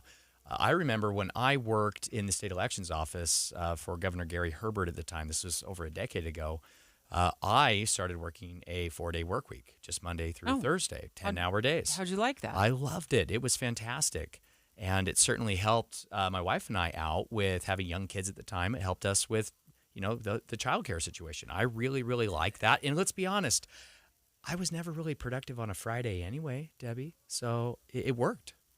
What do you think of that? Yeah, that is start? Yes, and I remember the state doing that. That is kind of the nasty secret in business, is that people goof off a lot on Fridays. I don't know how much real productivity. Well, then you end up pushing up the goof off day to Thursday. Probably. So how does this work? I goof work? off on Tuesday and Wednesday too, Debbie. We're speaking with Jay Evenson. He's the opinion editor of the Deseret News. One of his latest opinion pieces, he writes many of them. You can check it out at deseret.com. Is a 4-day work week coming. So how does it look internally, Jay, when you research this for companies, that are trying to staff, 5 or 7 days a week? Well, like I said, we need more research, but some of the research that's been done actually shows that people are a little more stressed, a little more burned out in 4 days than they would be at 5, because I think you have to get as much done in 4 days as you did in 5. And if we're going to do this, all sectors of society have to kind of be in concert or in doing the same thing. Schools, for example, it's 5 days a week. And if you're only working 4, teachers won't have that same benefit. Yeah, that's true. I've pitched that schools go to a 4-day week here in Utah. Some schools already do it because they're more remote, more rural, but not a lot. And I do think that would be an attractive benefit for teachers to say, hey, you're gonna start at about $60,000 a year, which we've finally gotten the pay up more than it was in the last couple of decades. But we're gonna, as an added bonus or benefit, you'll work 4 days a week and not 5. I would sign up for that job in a heartbeat. But then what about the childcare situation? On Fridays, we have a huge crisis, right, when it comes to childcare. So I thought we could use schools as a way for daycare providers to open up. Oh, okay. Open up a facility at school. You get them a little bit of a break financially because the school's already being paid for. We would maybe charge them a little bit of lower rent. I don't know how that would all shake out, because I don't work on Capitol Hill, but I love the idea, at least exploring something like that. I think it could be a win-win for parents. Maybe the daycare prices would go down a bit, And if you needed somebody on a Friday, you open up the school. I mean, I wish schools would do that. We had that. We had aftercare at the school we sent our children to. I know some schools do offer it, but I digress. I do think that we have to start thinking outside the box. You can't just keep doing things the same way. People aren't having enough babies. People are burnt out. People are working more than one job, and so maybe they could actually pick up that second job on that fifth day, which I know sounds so exhausting, but who hasn't had to work a couple of jobs, and you're trying to squeeze it in after work hours anyway? There's also the idea, though, of job satisfaction. And so if we do, like Bill Gates says, we go down to 3 days a week, is that really enough to feel satisfaction at your job or to be fully vested in your career if you're only there 3 days a week and 4 days you're not? Yeah. I think we have to take that into consideration. I want to take live phone calls. Jay, do you have time to stick around? I got to sure do. Run off to a meeting. We love having you around for our phone calls. 801-575-TALK. I want to ask this question. Would you switch jobs if an employer offered you a 4-day work week? I want to talk about that. 801-575-TALK. 801-575-TALK. Next. Dave and Dujanovic. Current events can have a lot of moving parts. Our job is to make it easy to keep up. You're part of a bigger world, so spend 15 or 20 minutes here and be part of it. Join us weekday mornings between 5 and 9 on KSL News Radio. Hi, Doug Wright, and over the last couple of weeks, you've heard me talk a lot about May We All, the country musical that's showing at Hale Center Theater, regional premiere. You've heard me talk about The Time Machine that my friend Michael D. Fox actually wrote, and it's on the Jewel Box stage right now, and that's a world premiere. But I want to take a minute and talk about the rest of the 2024 season that includes The Nutty Professor, The Addams Family, The Magician's Elephant, and Disney's Beauty and the Beast. If you're looking for great family entertainment, it's waiting for you right now on the 2 stages at Hale Center Theater. You can pick up a gift card, or how about individual tickets for a favorite show, or season tickets. And with all of the special events that are going on right now, that includes graduation, even weddings, and of course, Father's Day just around the corner for dear old Dad, the perfect gift is the gift of theater. Go to hct.org or drop by the box office. You're going to love what's showing now at Hale Center Theater. Really want you to listen to the movie show this week. In fact, they're at Advanced Window Products this Friday from 10 to 1. And you can save up to $2,500 on 10 or more new windows from Advanced Window Products during the movie show. It's Dino Day at all Sinclair locations Saturday, June 1st. Fuel up, saving up to 30 cents per gallon on Sinclair's top-tier premium-grade fuel using Dino Pay. Come early and grab some Dino swag. Remember, Saturday, June 1st at all Sinclair locations. Love the filler moments at a Sinclair gas station near you with Dino Care, our top-tier gasoline for a cleaner engine. Some sweet and salty snacks for the commute, and a big green Dino for the memories. Find a gas station near you at sinclairoil.com. Tonight on NBC, summer's #1 show is back. America's Got Talent. Are you ready? With all the drama. $1 million on the line. All the emotion. It would have been easier for me to give up, but I just can't do it. And even more life-changing golden buzzers. You know what's going to happen right now? This. Join Terry, Simon, Howie, Heidi, and Sofia Vergara. The new season of America's Got Talent premieres tonight on NBC. Tonight on KSL, you know what these street signs mean. Others not always obvious. I don't know which one applies to where. Confusing signs leading to unrighteous towing on Utah streets. Go outside, my car's gone. Who's responsible? I didn't know where else to go, and I just wanted to contact you to see what you could do. KSL's Matt Gephardt uncovers ways you can fight back when your car is hooked. The signs have to be clear, and they have to be consistent. Get Gephardt to know before you're towed. Tonight at 10. Getting help with plumbing repairs is easier than you think. All you have to do is call Any Hour Services or schedule an appointment at anyhourservices.com. No one helps more homeowners than Any Hour Services. At Fisher Investments, we may seem like other money managers, but we're different. What makes you so different than the rest of us? We ensure clients receive unparalleled service at every step of the relationship. Tell me more. Our investment counselors focus on service over sales, prioritizing clients' needs. How do you make money? We don't sell any commission-based products. We have a simple management fee based on the value of our clients' portfolio. So we do better when our clients do better. what about client portfolios? We get to know each client, their finances, family, health, lifestyle, and more, and then we tailor a portfolio based on their specific goals and needs. Your clients really come first then, huh? Yes, we make them a top priority. Our goal is helping them achieve a comfortable retirement. Wow, maybe we are different. At Fisher Investments, we're clearly different. Learn more at FisherInvestments.com. Investing in securities involves the risk of loss. Boyd Matheson. Listening to Inside Sources is a little different from just reading the headlines because we're always going to get you into that think again moment. We have experts from around the country, across the world, and right here local to home that'll help us dive in and get past just the hype, the fluff, the fake fights, and the false choice so we can get into the news to help you connect the dots and make the news make sense. Join Inside Sources with Boyd Matheson 1 to 3 on KSL News Radio. With the 3 things you need to know this hour, I'm Dan Bomas. First, a man's been accused of causing an accident inside a car wash in Sandy. Second, Israel promising an investigation into an attack that killed more than 50 civilians in Gaza. And third, closing arguments underway in former President Trump's hush money trial in New York. Right now, 75 degrees, partly cloudy in Salt Lake City. Back to Dave and Dujanovic on KSL News Radio. Dave and Dujanovic. Dave and Dujanovic. I think Americans we're burnt out. I'm not saying every single person in this room is burnt out. Taylor, looking at you. Yeah, feeling good, Taylor Debbie. Morgan in today for Dave Noriega. But I think we have been working so hard and financially just trying to keep up with our own budget that a 4-day work week is something that Americans would easily jump ship for. So give themselves that extra day off to decompress, maybe spend some time with the family, get away from the office. What are your thoughts on a 4-day work week, Taylor?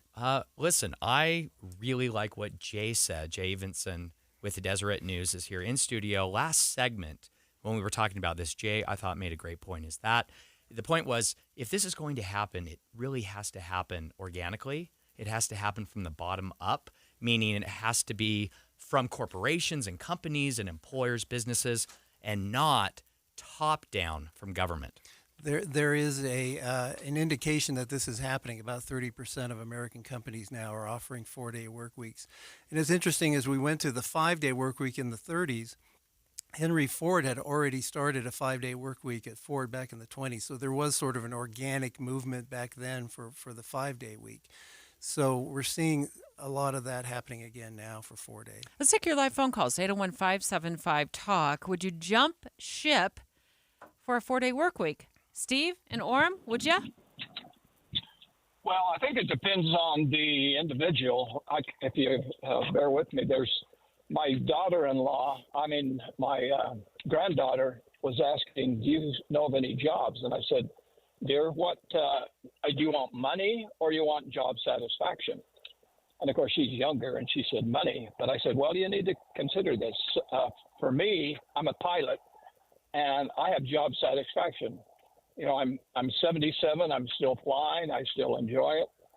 And a lot of it depends on that. And then my son, who's smarter than me, but he's got a good job. And after COVID, they decided that they would come to work 3 days, and then he works at home 2 days. So a lot of it depends on the individual and also the employer. So let me just ask you, Steve, as a pilot, do you work like a 4-day shift, or do you work 12 hours? How does that shake out for you?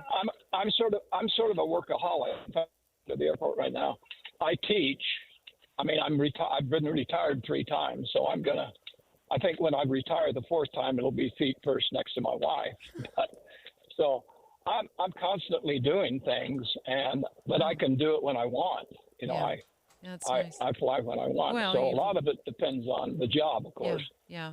Well, thanks so much for your phone call. Jake in Magna, would you jump ship for a 4-day work week?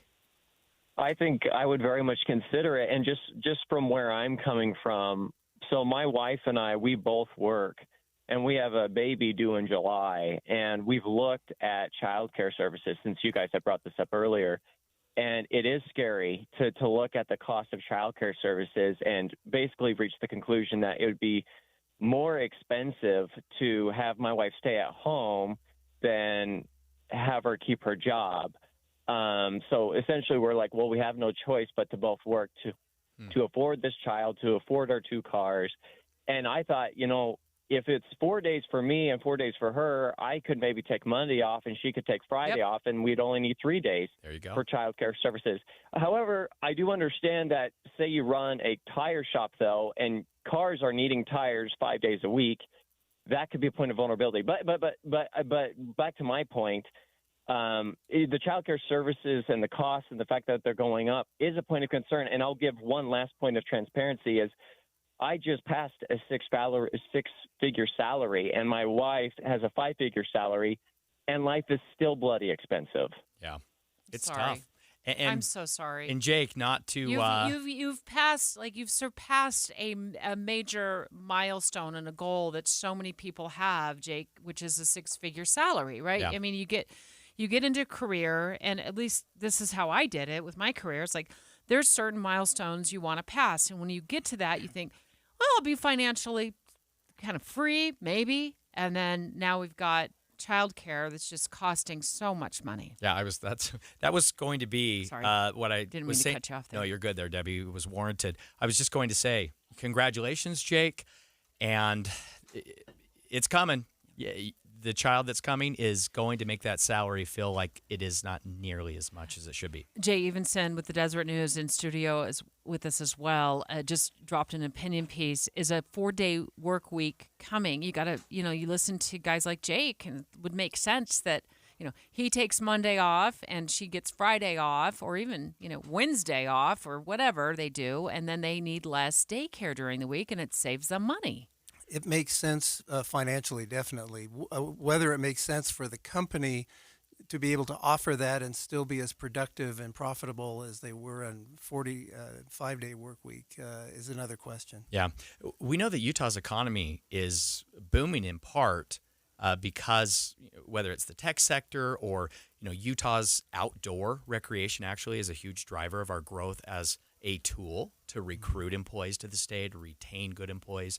And I have to wonder, to what degree are Utah employers utilizing, flexible schedules, right, to try to keep good employees and attract new ones? It is a highly competitive job market out there, and being flexible with work week seems to be a clear way employers can fight to have the best employees. And there's a lot of evidence showing that that is something employers are offering because it's a tight labor market. You have to offer something that the other employers aren't. And 4-day work week, yeah, that could be a benefit. Absolutely. Do you feel like 410s could be more of a burnout? I know the Gallup poll back in 2022 suggested that it is. But I've said earlier, there's not enough research out there to say for sure if it is. 410s that's a long day. So you get to the office. I'm just visualizing this at 8 in the morning. I mean, is 10 hours is your lunch hour baked into that? Are you eating at your desk? And then you leave at 6 o'clock in the evening, and it depends on the job. I mean, if you're ditch digging, 10 hours a day would be awful.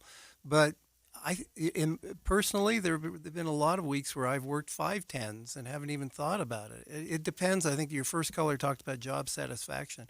If you really love what you're doing, it doesn't matter how much time you're spending at it. But if you don't, then I think it's different. And well, and I know a lot of us, myself included, you work overtime anyway. I mean, it's not technically overtime in terms of pay, but you work way past 40 hours a week, and you're working into the wee hours of the morning or the weekend just to get, deadlines met. So we're doing a lot of that anyway. I think there's also, we just do not do a good job of disconnecting.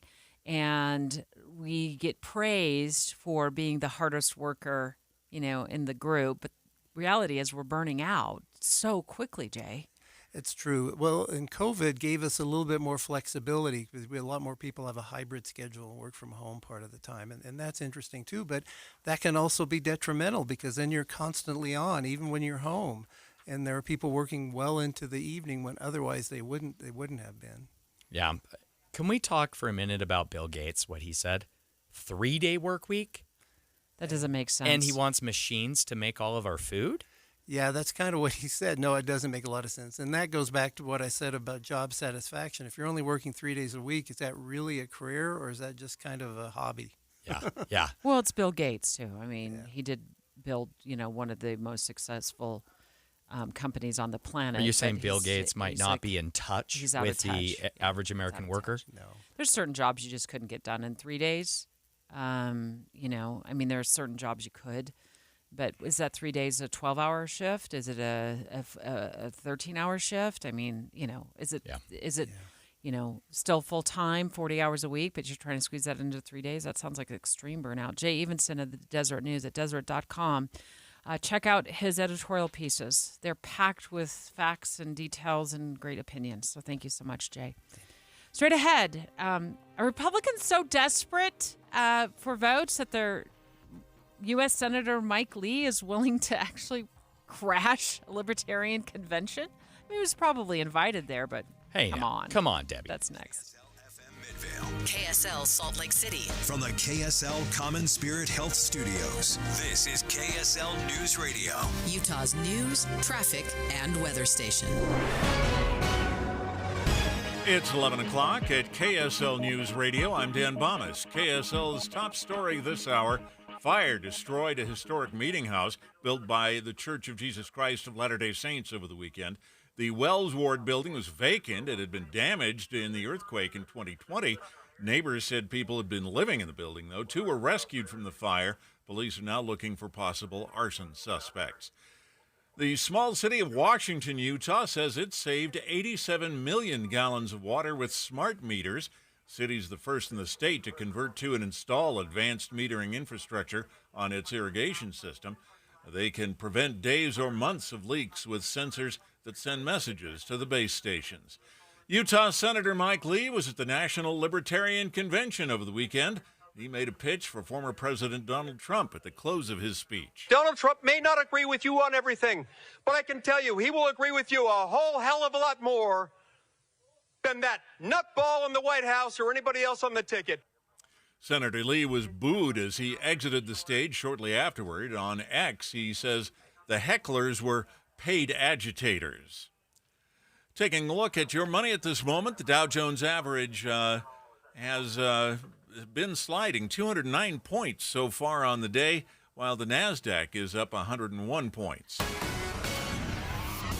And our KSL weather. Looks like we've got some sunshine with our warm temperatures this week. That's next. KSL News Time, 11:01.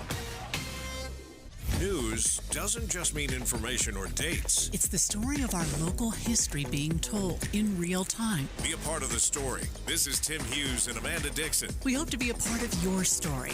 We have you covered on KSL News Radio. Paid for by the Lyman for Utah Committee. In recent years, we've seen the legislature cut the income tax rate marginally, yet income tax revenue continues to climb dramatically. If we really want to help people, we could cut the income tax rate more dramatically, cut it in half, cut it by 80%, and still pay the bills if we would optimize, minimize, privatize state services. As your governor, that's what I'm committed to do. I'm Phil Lyman, and I'm running for governor. Phil Lyman for governor. When the weather warms up, it's like a stampede, except instead of dust stirred up by hundreds of hooves, it's a cascade of phone calls to Advanced Window Products. This is Jeff Kaplan. Soon as the sun shines and the snow's gone, people want new windows and frames from Utah's #1 custom window maker, and the wait for installation grows longer. But right now, you can get near the front of the line by calling for a quote and get $2,500 off when you purchase 10 windows or more. That's on top of the incredible savings for the highest quality double-pane windows and frames, any style, any color. See, at Advanced Window Products, they actually build the windows here in Utah, they install the windows, and they guarantee them for life. There's no middleman, and they can pass the savings on to you. They even offer buy now, pay later. So get in before the wait grows longer and get the $2,500 off. Get your new windows this spring. Make the call. Advanced Window Products, 801-850-9100. That's 801-850-9100. Or visit AdvancedWindowsUSA.com. Saving for retirement was tough enough for us. Yes, and navigating markets can be challenging at times. I understand.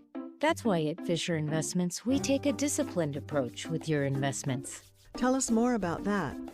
We take an active approach to money management, positioning your portfolio for opportunities we see ahead. So all your clients get the same portfolio? No, we tailor your portfolio to your individual goals and needs. What about communication? We don't like being left in the dark. We check in regularly to keep you informed on the markets and your portfolio. Which means you'll help us stay on track. Yes, our goal is your comfortable retirement. And as a fiduciary, we always put your interests first, because we do better when you do better. At Fisher Investments, we're clearly different. Learn more at FisherInvestments.com. Investing in securities involves the risk of loss. Traffic and weather together, brought to you by Dino Day. Celebrate on June 1st at all Sinclair locations. And here's Heather Kelly. Looks like all of our crashes that were causing delays have cleared. You still have a little bit of slowing northbound I-15 around 106 South and Sandy. That was residual delays from the crash in Midvale. There's still one car left at the left shoulder near 3300 South. That's, again, over to the left shoulder, not causing any slowdowns. And everybody else right now across the Wasatch Front are traveling at speed. Get Mr. Mac's Performance Missionary Package. Includes 1 performance suit, 4 and collar stretch shirts, 3 ties, 1 mission belt, 1 pair of Echo and Johnston and Murphy shoes, just $595. Heather Kelly in the KSL Traffic Center. Partly cloudy and warm today with a high of 88. Highs drop back into the 70s tomorrow and Thursday, and then we warm back into the 80s for the weekend. Right now, 79 degrees, partly cloudy. I'm Dan Bomas from the KSL Common Spirit Health Studios. Listen online at kslnewsradio.com. We're Utah's news, traffic, and weather station.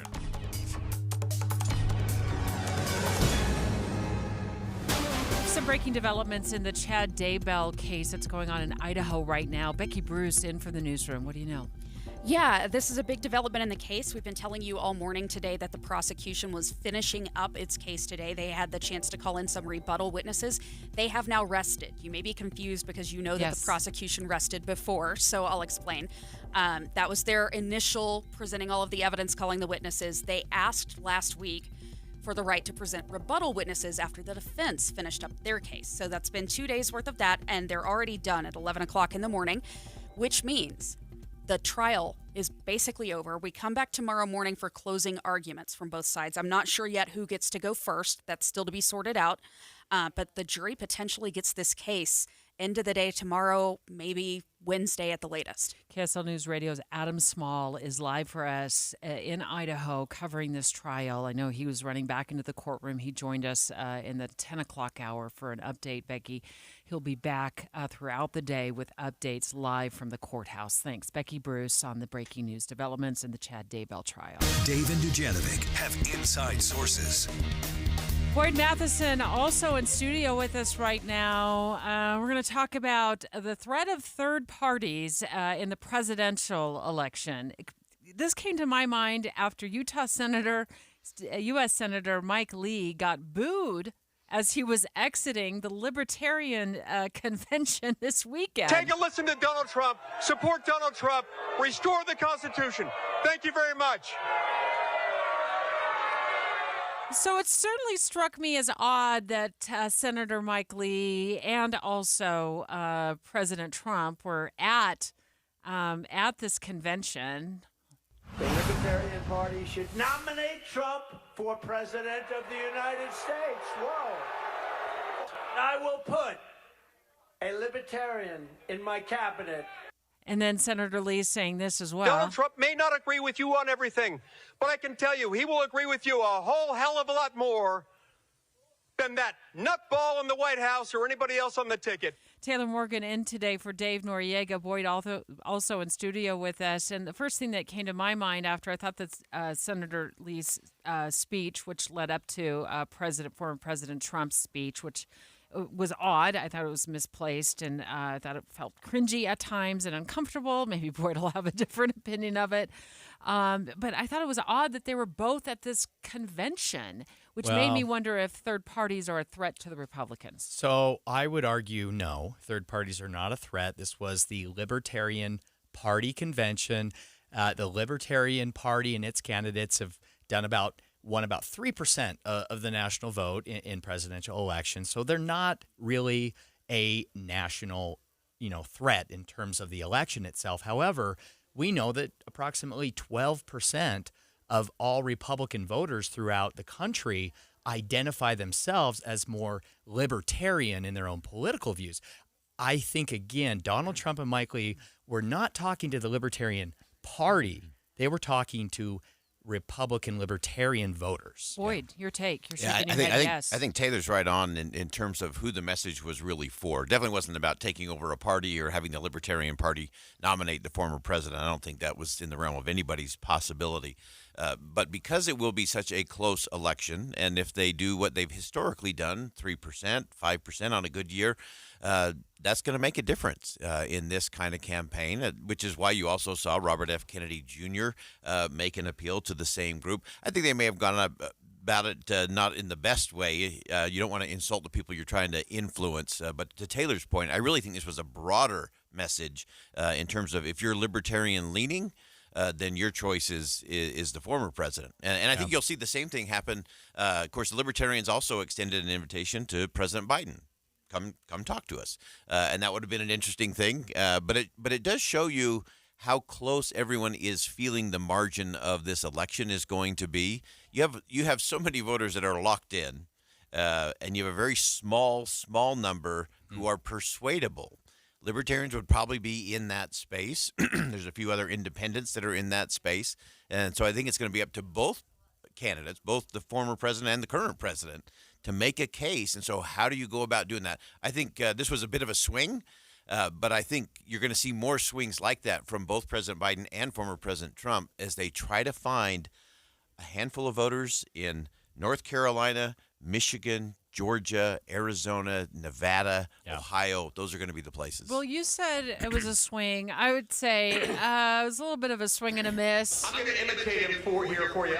President Trump, I apologize in advance if you're offended by this, but there's no way I can communicate the full effect of what I'm doing in his voice. Mike, what would happen if somebody came onto the Senate floor and they objected based on the absence of a quorum while the Senate was in a pro forma session? I would have to consult a few Senate rules experts and a couple of other lawyers, but I think I can get you the answer. That's okay. I got time. Go talk to Johnny. So apparently Senator Mike Lee does impressions as well. But so good. You love it. I love it. I thought it was that was weird. The best part of his speech. According to Boyd, it sounds like he does some other great impressions of other famous public officials. It is a hidden talent, I think, for sure. What is a third party? How do they impact the Democrats compared to the Republicans? I think right now most the things that I'm seeing are that it's pretty evenly split. And someone like a Robert F. Kennedy Jr., whatever number of states he does actually get on the ballot for, I think he'll pull about as many from the Biden camp as he will from the Trump camp. It'll be pretty close. Some states might be swing a little bit one way or the other. But I think the really interesting thing to look at as it relates to third party is it's all about capturing the realm of possibility. Now, I think the mistake former President Trump made in his speech to the Libertarians was to say, if you just want to keep losing and get 3%, don't vote for me. And I think that's sort of what most politicians do with our votes. They always say, your vote is your sacred right. It's your most precious possession. You can vote for whoever you want. But if you don't vote for me, you're going to lose power. You're going to lose influence. You're going to lose prestige. And if you vote for a third party, you're throwing away your vote. And that is the biggest lie on the planet. And I think what we have to get to, if we are going to have a sea change, because right now we have a monopoly. It's a two-headed monopoly between the Democrats and the Republicans. If that's ever going to change, you have to get into the realm of possibility. So I think no labels this year. I think they made a mistake in not running a candidate. Interesting. Because if they could have gotten to 27%, 30%, everything changes. Everything changes. Because then you're in the realm of possibility. Because if we can get to 20, if we can get to 30%, we can get to 50%. Everything changes. What about what Trump said at the Libertarian Convention this weekend when he said that if elected, he promised to appoint a Libertarian to his cabinet? Now, was he talking about Mike Lee or was he talking about a registered Libertarian voter? Any ideas? No clue. Okay. But you should always remember, everything with the former president is a transaction. Sure. There's no relationships anywhere. And so could it be a registered libertarian? Yes. Could it be a Mike Lee, a Chip Roy, whoever, a libertarian-leaning member of Congress, for sure. But I don't think the president has thought that far down the line. Of course not. Well, you said something earlier, Boyd, that just absolutely intrigued me, and then we're going to let you go and get a drink of water. I'm dying on a Tuesday. Sheesh. Sorry. And that was the transactional aspect of Donald Trump's personality. You and I were talking in the newsroom earlier before the show, and that cannot be understated or overstated. Yeah, and I've been saying this since 2015, that everybody thinks they have a relationship with former President Trump. No one has it's all transactions. It's as an example, you would have a morning in Washington where you would have Mitch McConnell and Donald Trump arm in arm celebrating some victory, whatever, and 3:00 in the afternoon, President Trump was firing shots across the bow at Mitch McConnell. Yeah. Everything's a transaction. If you're with him on an issue, he's with you and you're there. And if you're not, he's against you. And it's not personal. It's just a transaction. It has to make me wonder, what is the transaction going on right now between Donald Trump and Mike Lee? Oh. That's a conversation for a day or two down the road. Boyd Matheson, go get yourself a bottle of water. Thanks, Boyd. You've been dealing with the cough. I think a lot of us have, right? A little frog in your throat there. Thanks so much, Boyd Matheson. Inside Sources, of course, every weekday from 1 to 3 right here on KSL News Radio. Straight ahead, he was trapped in Turks and Caicos, and now he's out of jail and back home on U.S. soil. His crime? Carrying a couple bullets in his bag. That's next. Dave and Dujanovic. Here's a trick to podcasting at work and getting all the Utah news you love. Download the KSL News Radio app. The podcast for Utah's morning news and Dave and Debbie are right there. Dozens of podcasts a day. That's the app for KSL News Radio. This show is sponsored by BetterHelp Online Therapy. We don't always realize just how much our negative thoughts and experiences stick with us and weigh us down. You may find your brain constantly running through a highlight reel of bad moments. That comment your friend made last week that hurt your feelings, that frustrating thing your mom does, or that silly thing you said in a meeting. Maybe it's time to get it all off your chest. Whether it's a tiny annoyance or something much bigger, talking about it can give you some relief and lead you to a potential solution. That's where therapy comes in. It's a safe space to share whatever's weighing you down and learn to process it so your internal highlight reel can focus on the good stuff. And BetterHelp offers affordable online therapy on a schedule that works for you. Connect with a licensed therapist by text, phone, or video call. Start the process in minutes and switch therapists anytime. Let it out with BetterHelp. Visit BetterHelp.com/ABC Radio today to get 10% off your first month. That's BetterHelp, HELP.com/ABC Radio. Dear Class of 2024, you're donning caps and gowns just as things reach a tipping point. War overseas, protests, artificial intelligence. It seems like a lot, but you're just the kind of people to build a new sense of hope. Congratulations, graduates. Make the world proud. And better. A message of hope for the future from your friends at KSL News Radio. Inside Sources with Boyd Matheson. Our goal every day on Inside Sources is to help you divide the rage from the reason, elevate the conversation, connect the dots, and make the news make sense in your world. We have conversations with great thinkers, with great leaders, and great people who are just out there making a difference in the world. Now, we do talk about politics, but only so we can discuss society and culture, and then we explore society and culture so we can discuss principles and the people in America and the state of Utah who actually live them and apply them every day. We bring the best and brightest minds to the state of Utah, and we love to take the Utah model and send it out to our nation's capital and beyond. Every day on Inside Sources, you'll be part of that conversation. To help you understand things in a different way, we'll get you to think again about what you think you know, but most important, we're going to help you have confidence to have crucial conversations in your community and in your own home. Join Inside Sources with Boyd Matheson 1 to 3 on KSL News Radio. You've probably seen all the tornadoes all over the country happening, and Utah's no strangers to tornadoes either. Wade Matthews with Be Ready Utah, you're the program manager with the Utah Division of Emergency Management. Thanks for joining me in studio today. Let's talk about tornadoes here in Utah. We've been seeing so many of them all over the country lately, Wade. We need to be worried about this as well, don't we? Absolutely. Most tornadoes will occur east of the Rocky Mountains, but they can happen anywhere and any time of year too. You associate it more with summertime, and they're definitely associated with severe thunderstorms. We can get those here. We know we can have tornadoes in Utah. If everyone remembers the August 11th, 1999 Salt Lake City tornado, an F2, one of two F2 tornadoes that have hit Utah since we started, tracking that into the 1800s. You look at even a couple, not too long ago, there was also one in San Pete County. So they can happen anywhere at any time. Right, and they are damaging. That's the thing. They're total destruction if a tornado ever hits, So it's something that we need to be aware of and know protective actions, know preparedness steps, and be aware that tornadoes can happen. So what role does the Utah Division of Emergency Management play in helping us be prepared for all emergencies, but specifically tornadoes? Yeah, absolutely. We consider ourselves an all hazards emergency management division, and Be Ready Utah is all hazards preparedness.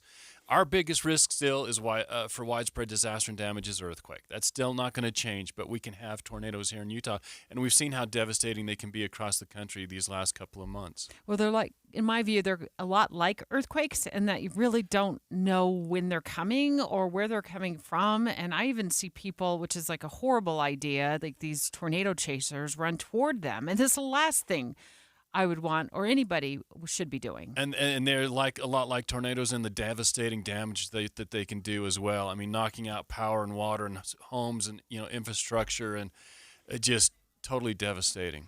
Well, stick around, Wade. Back in just a few minutes. I want to get your tips on what to do if, a series of tornadoes start spinning up along the Wasatch Front and beyond across Utah.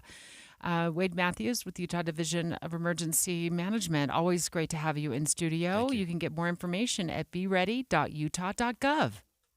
My name is Dale Pazinski. I volunteer with United Way to help the homeless in my community learn computer skills and build a basic resume. I don't just wear the shirt, I live it. Give, advocate, volunteer, Live United. Go to liveunited.org. Brought to you by United Way and the Ad Council.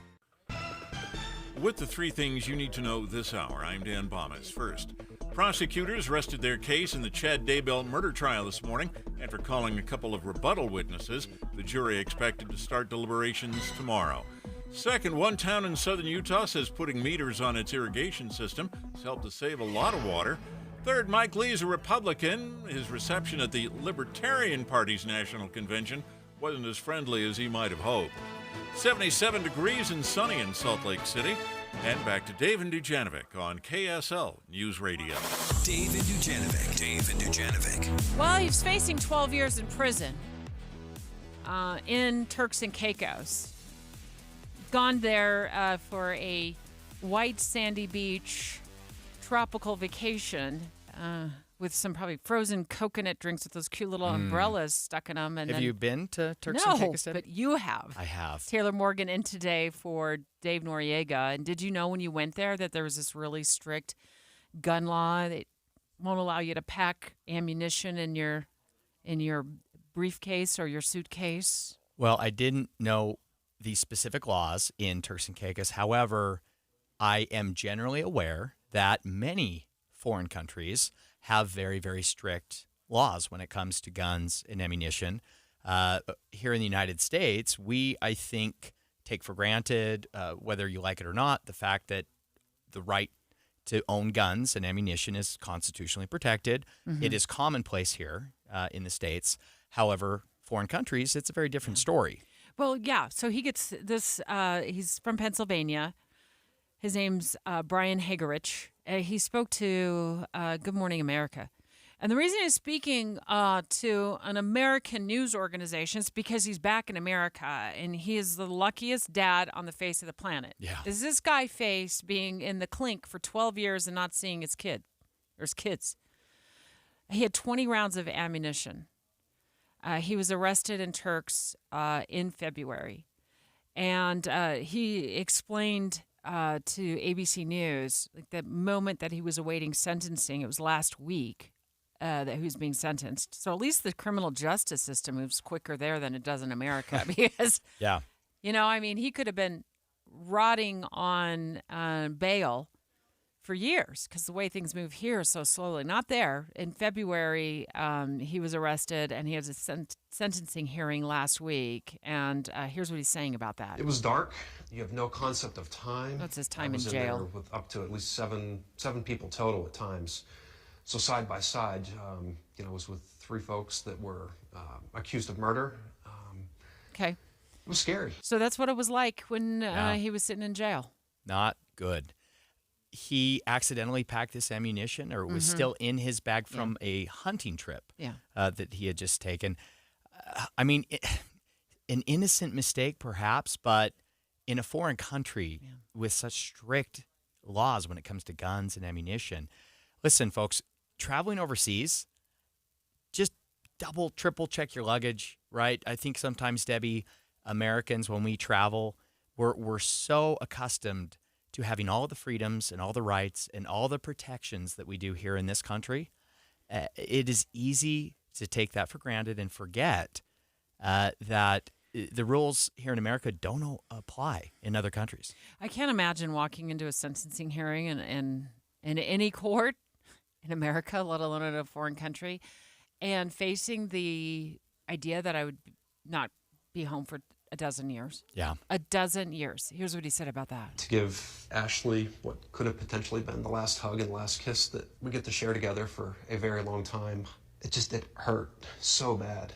So bad. Ashley is his wife. I'm sure she was scared to death as well.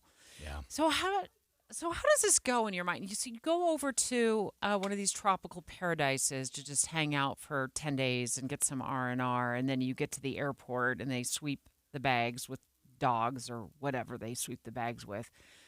And you've gotten into the country okay with the ammo, which is also weird to me. Like, you didn't notice it was in your bag.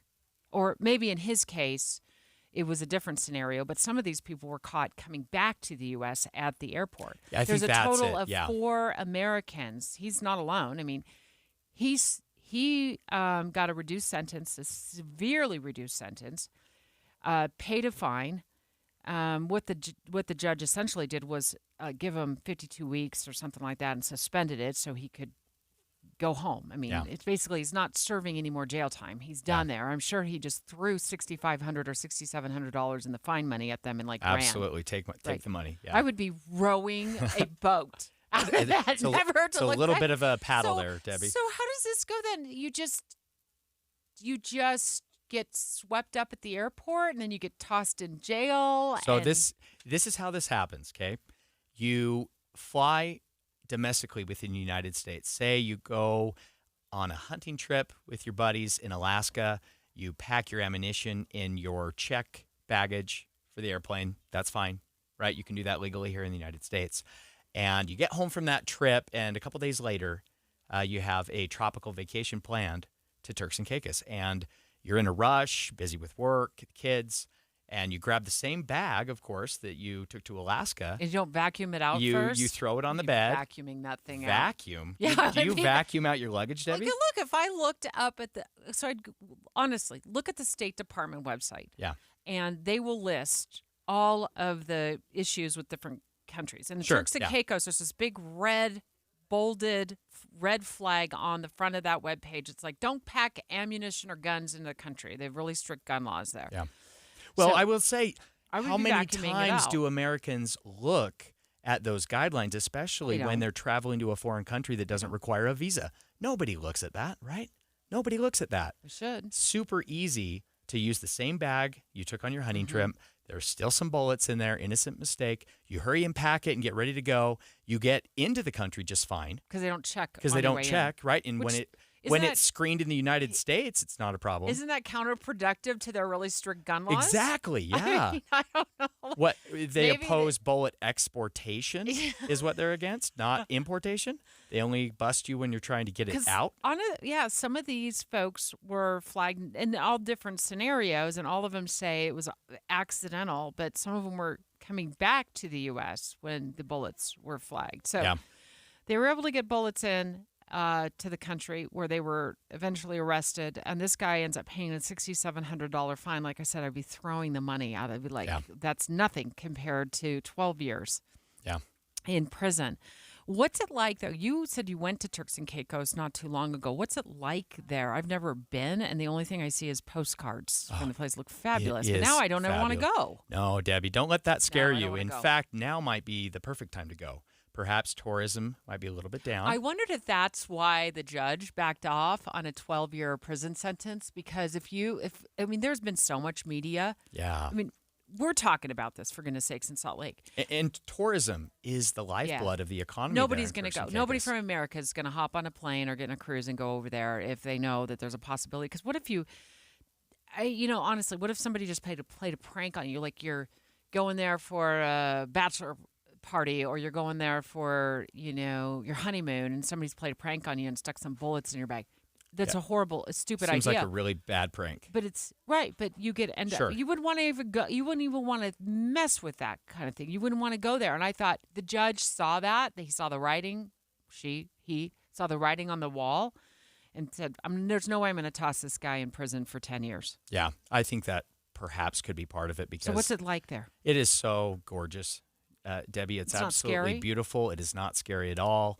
I'll tell you, the food I ate in Turks and Caicos, and I'm talking Italian food, I'm talking, Indian food, all different kinds of food was so good because of all the expats and all the foreign nationals that live there full time, because it is just so beautiful. They use the American dollar for the economy, so you don't have to convert. Is it super safe? I mean, that they don't allow bullets and guns? I felt super safe. I really did. It was a great trip. We loved it. It wasn't crazy expensive like a lot of other tropical destinations. And it's not too long of a flight, right? Just it's about an hour and a half, 2 hours from Miami or other, Florida airports. Oh, you're going to really have to twist my arm to go. Either that or I'm going to go without a suitcase. I'm just going to show up in Turks and Caicos and be like, I'm here. It's 11:30 at KSL News Radio. I'm Dan Bomas. KSL's top local story this hour. Testimony is now wrapped up in the trial of Chad Daybell in Boise, Idaho. Both the defense and the prosecution have rested their cases. Closing arguments scheduled to begin tomorrow morning. We have a reporter in Boise, and we'll continue to bring the latest developments to you right here on KSL News Radio. 9 people picking up the pieces after a house fire last night. Payson Fire Chief Scott Spencer says the kitchen and garage have around $200,000 in damage, but the home is not a total loss. No injuries reported there. Our top national story this hour from ABC News.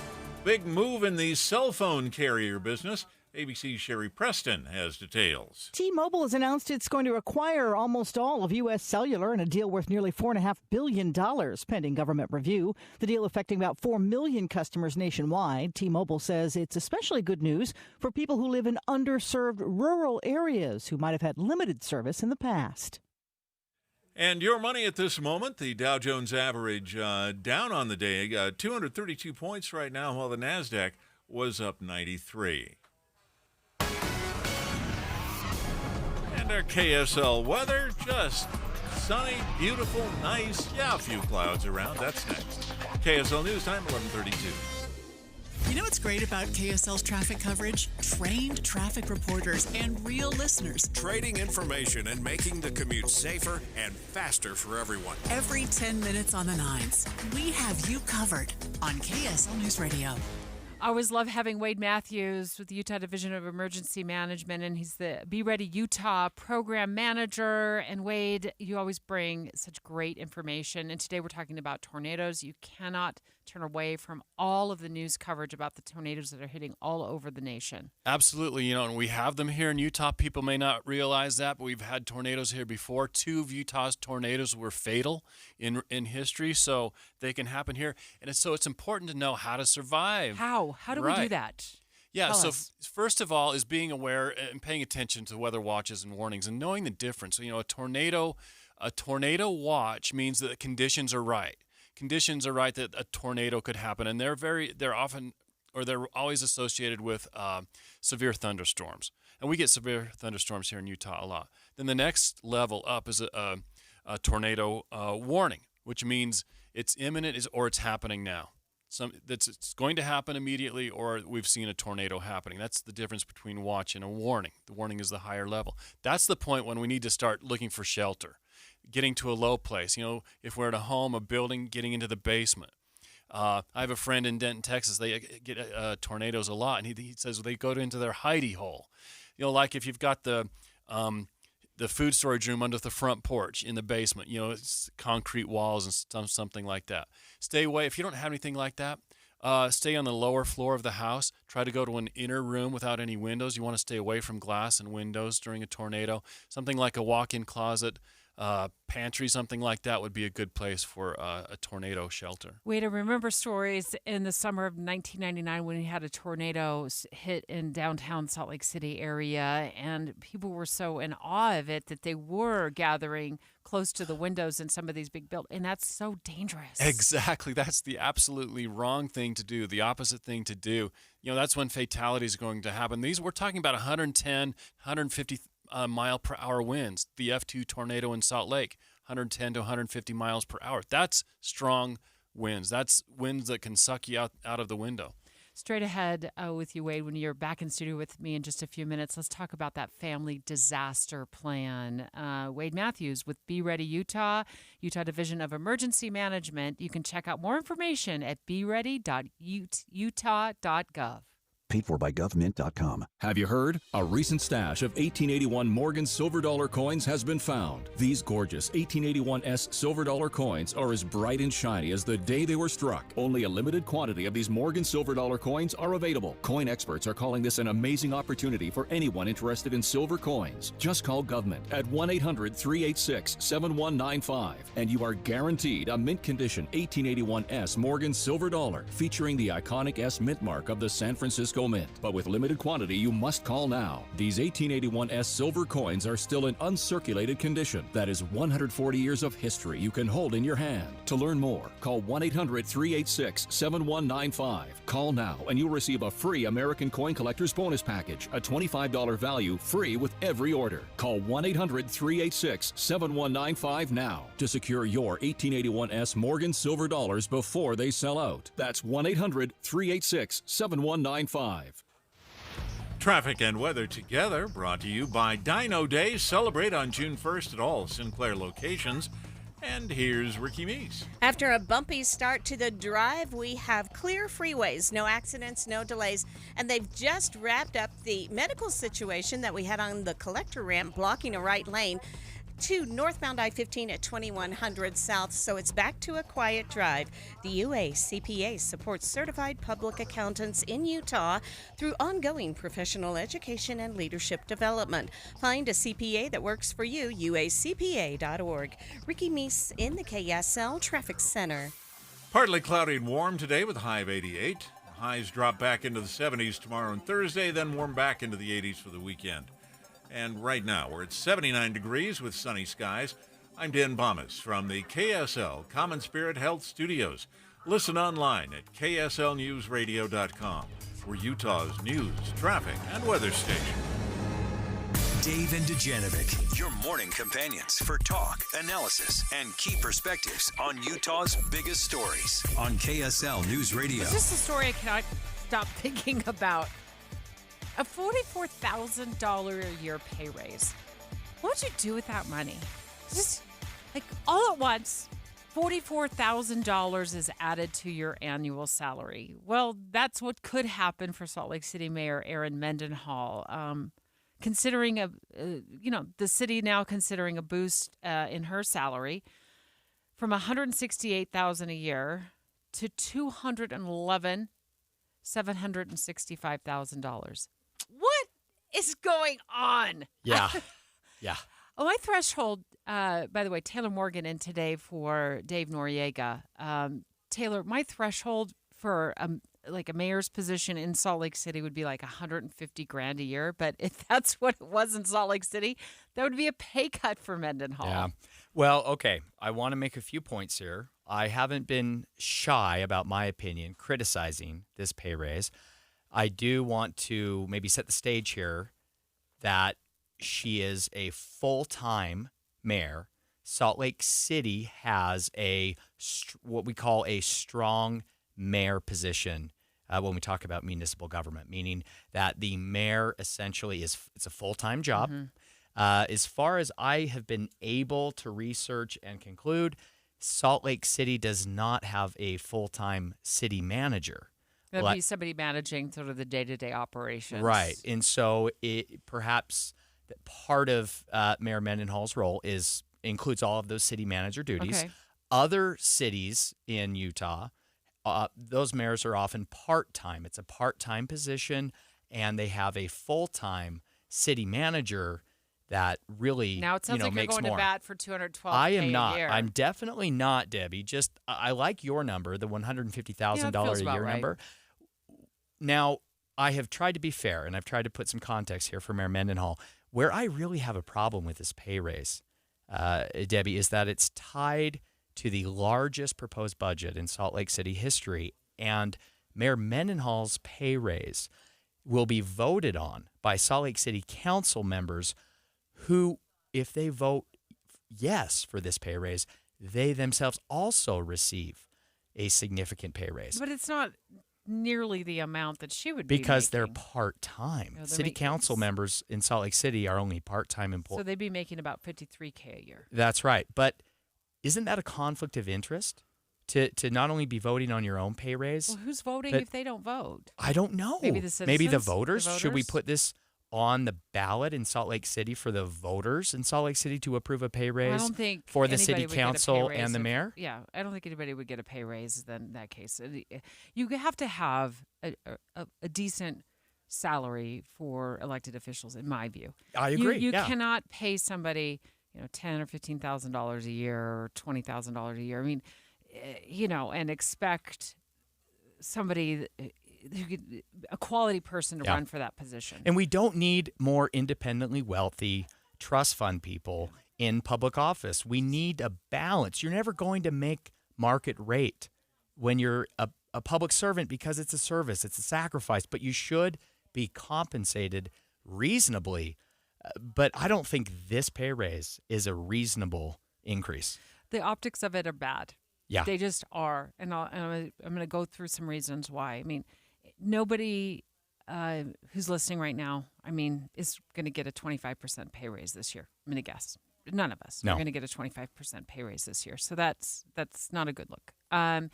We just did a segment in the last hour, Taylor, about how young families are struggling. They're struggling. And they're struggling to afford 2 children.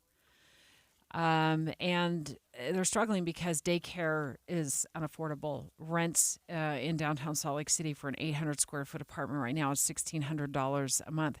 Who in their right mind cannot look at that and think, that a 25% pay increase or $44,000 extra dollars a year isn't going to make people who are struggling to get by feel good about life. The optics are bad. The timing is terrible.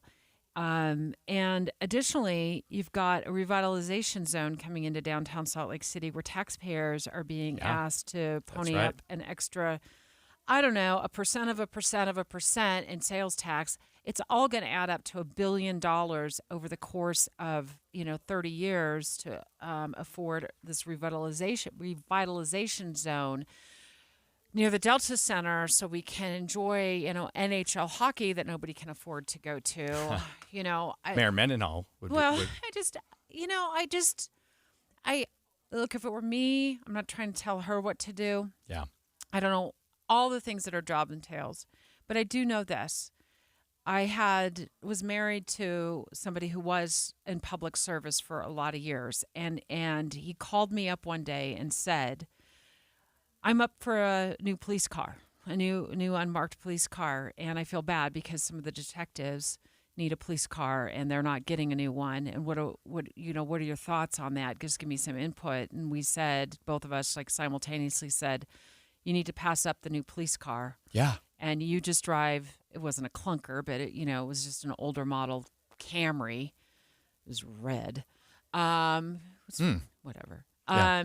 That's neither here nor there. That wasn't the point of the story, but it was red. And he kept that, and that's what you do. When somebody else seems like the right needs something. choice. So I just think with the optics the way they are, and I think with people struggling the way they are, to say, yeah, I'm all in on a $44,000 a year pay increase would not be the position I would take. Yeah. But I'm not mayor of Salt Lake City. Well, and for me, it's not about Mayor Erin Mendenhall. I'm sure that she works hard and puts in long hours.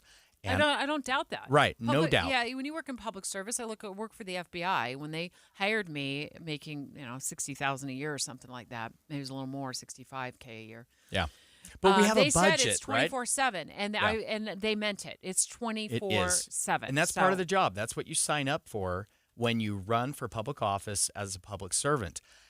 Salt Lake City has a lot of issues, Debbie.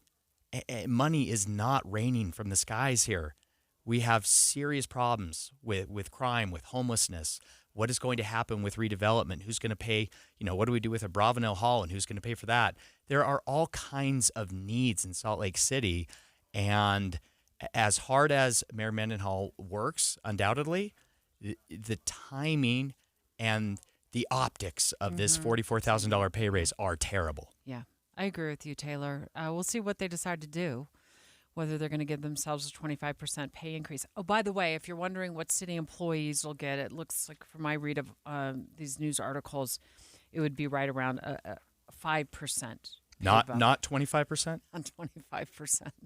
Dave and Dujanovic. A lot of us are filling our workdays with podcasts. When you're working, go to KSLNewsRadio.com. Click on Dave and Debbie's podcast and pick a topic and story length. Podcast with Dave and Debbie. Then get to work with KSL News Radio. Tonight on NBC, summer's #1 show is back. America's Got Talent. Are you ready? With all the drama. $1 million on the line. All the emotion. It would have been easier for me to give up, but I just can't do it. And even more life-changing golden buzzers. You know what's going to happen right now? This. Join Terry, Simon, Howie, Heidi, and Sofia Vergara. The new season of America's Got Talent premieres tonight on NBC. Tonight on KSL, you know what these street signs mean. Others not always obvious. I don't know which one applies to where. Confusing signs leading to unrighteous towing on Utah streets. Go outside, my car's gone. Who's responsible? I didn't know where else to go, and I just wanted to contact you to see what you could do. KSL's Matt Gephardt uncovers ways you can fight back when your car is hooked. The signs have to be clear, and they have to be consistent. Get Gephardt to know before you're towed. Tonight at 10. People are losing their homes, they're losing their lives in tornadoes all across the country. And generally, we're fortunate here in Utah because we don't get a lot of tornadoes. But Wade Matthews with the Utah Division of Emergency Management, the Be Ready Utah Program Manager, live in studio with us. What scares me about the idea of a tornado is I don't think I would know what to do because we don't get enough of them. Absolutely, and which is a good thing, but still. True, but if we want to have a preparedness culture and preparedness mindset, we still need to be aware of all the threats and hazards that we face, which include tornadoes here in Utah and how to survive those. And we talked about having our hidey hole, a basement location indoors. But if you're outdoors, there is some research that says stay in your car as a last-ditch effort. But if you can get out and get into a ditch, a low place, a depression, down low to the ground is better. I used to think even getting under a bridge or under an overpass was a safe place, but no. FEMA says do not get under a bridge or under an overpass during a tornado outside. If you can get indoors and get indoor shelter, that's still the best option, but otherwise get into a low place. See, this is why I sign up for alerts from KSL, our KSL Weather Department and Right. KSL News Radio, so I can stay in the know on this because these things pop up out of nowhere. Yeah, so being aware of the weather watches and warnings. Tornado watch means conditions are right. A tornado warning means it's about to happen. So yeah, knowing those and paying attention to those. And then inside, you said, find that hidey hole. I don't have a basement anymore, Wade. I gave up my basement when I moved. What are the other options I'm looking at? Indoor room, like a walk-in closet, a pantry. Any room that doesn't have windows is going to be best. And there's one other last thing we want to think about, too, as far as preparing for tornado, is your family disaster plan. Of course, food, water, shelter, that type of thing, which may not be around after a tornado, including our important documents. We need to have copies of our important documents, like on a thumb drive or in a safety deposit box, like our wills, our deeds, our titles, insurance documents, things like that. It's important to have copies of those after a large-scale disaster like a tornado or an earthquake. Wade Matthews, always excellent information with the Utah Division of Emergency Management and Be Ready Utah. You can find out more info at beready.utah.gov.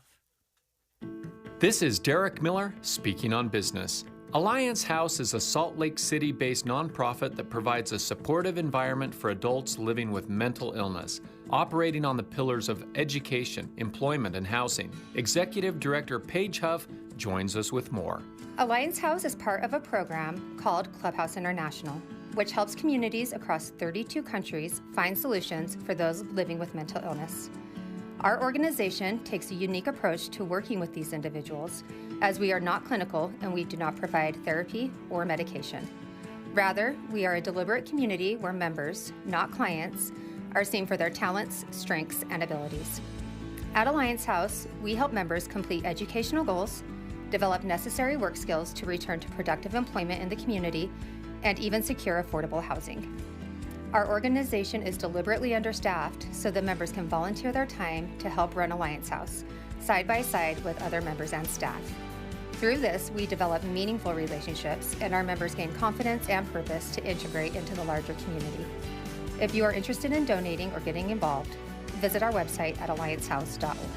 Alliance House's mission is to rebuild confidence, purpose, and community in the Salt Lake area through education, productive work, and meaningful relationships. Learn how you can help at their website.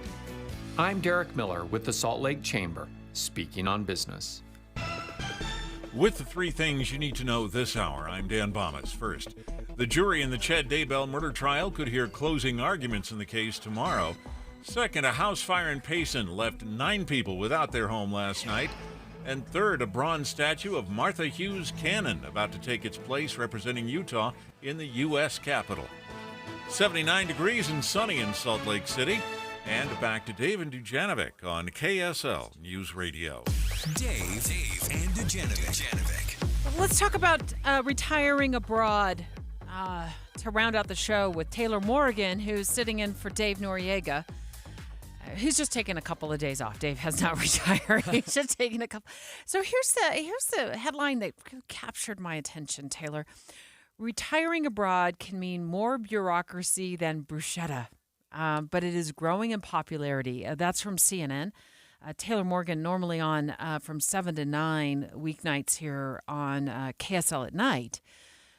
Have you thought about retiring abroad? You got a long way to go. You're much younger than I am. No, because, Debbie, I don't want to deal with a bureaucracy in a foreign government. And we just talked about Americans getting in trouble traveling to a foreign country because in Turks and Caicos. Yeah, they weren't familiar with the laws there. They don't have all the same rights they do as Americans. And I understand that it could sound really nice to retire in Italy, maybe Portugal, it's cheaper. Spain. Cheaper to live there. It's a lot cheaper. You can maybe collect Social Security payments that go a lot further there.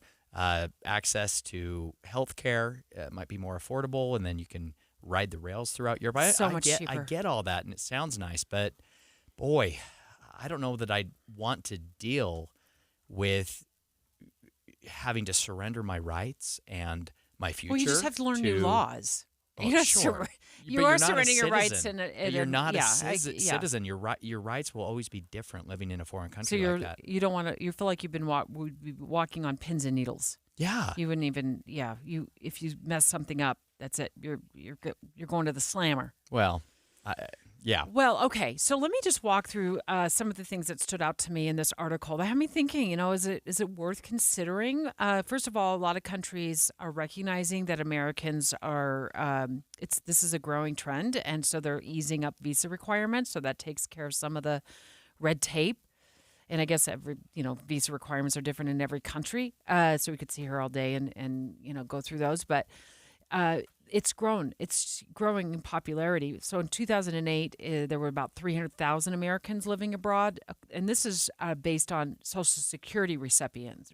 So that's how they monitor that. They're like, oh, we're sending the check. We're not sending the check to Kansas anymore. We're sending it to Italy. Okay, that bumped up to 450,000 in 2022. One of the big draws is health insurance. So let's say you want to retire before you qualify for Medicare, which would be at the age of 64. A lot of people can't retire in the United States. They simply don't have insurance, and they look at a plan and they just go out on their own and do it. And it's like, hundreds, if not a couple $1,000s a month. Yeah. They can't afford to do that in America. But if you go to Portugal, it's $300 a month for a couple. For private health insurance. Yeah. So $300 a month in a foreign country compared to you don't know how much you got in America. Yeah. See, our healthcare system, that's a whole nother discussion for another day. It's it's really just challenging for retirees to retire even the slightest bit early unless they qualified for Medicare. Yeah. So a lot of people just hang on even though they're totally burnt out on their job. To stay working so they can have the health care benefits that their employer provides.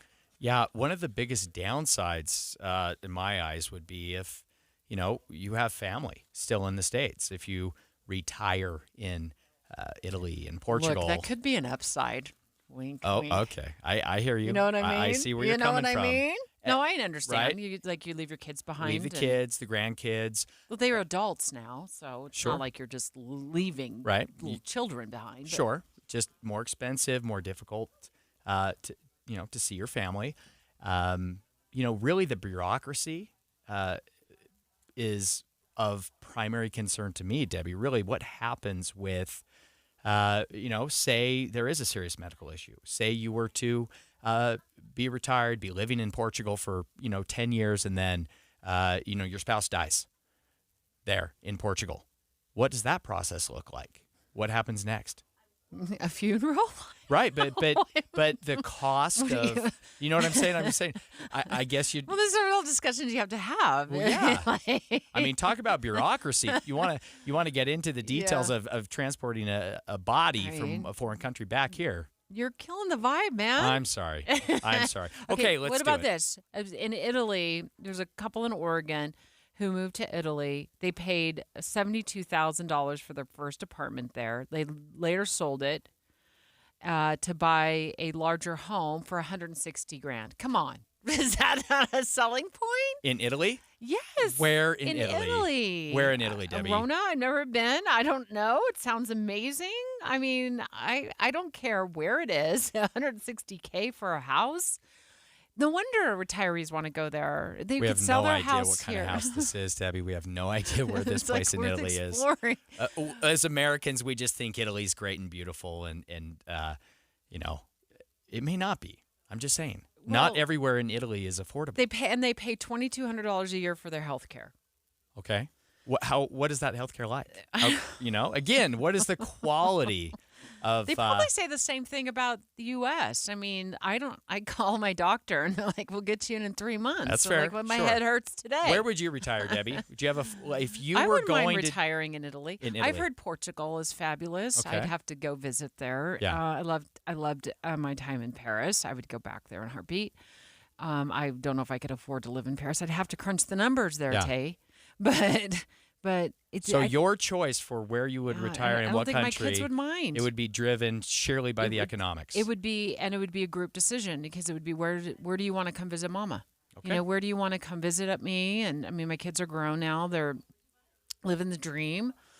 They could fly over very easily and visit me. I mean, I don't know. I could afford the flights. Okay. Because everything is so inexpensive there. They're paying this couple that moved to Italy said the food is less expensive, and a fancy dinner with wine runs them about $55. I felt the same way about food when last time I was in Paris, that it was relatively inexpensive to dine out compared to what we pay here. Yeah. I go out to dinner with one of my kiddos, and it's easily $60, $70, for a meal. And that's why we don't go out to dinner anymore. Yeah. We make food at home constantly. Since I am being the Debbie Downer in this That's segment, fine. You can have a different point of view. Should we once, maybe... and then we don't invite you back, but go ahead. Should we maybe adjust the amount of Social Security benefits these folks are receiving who move abroad?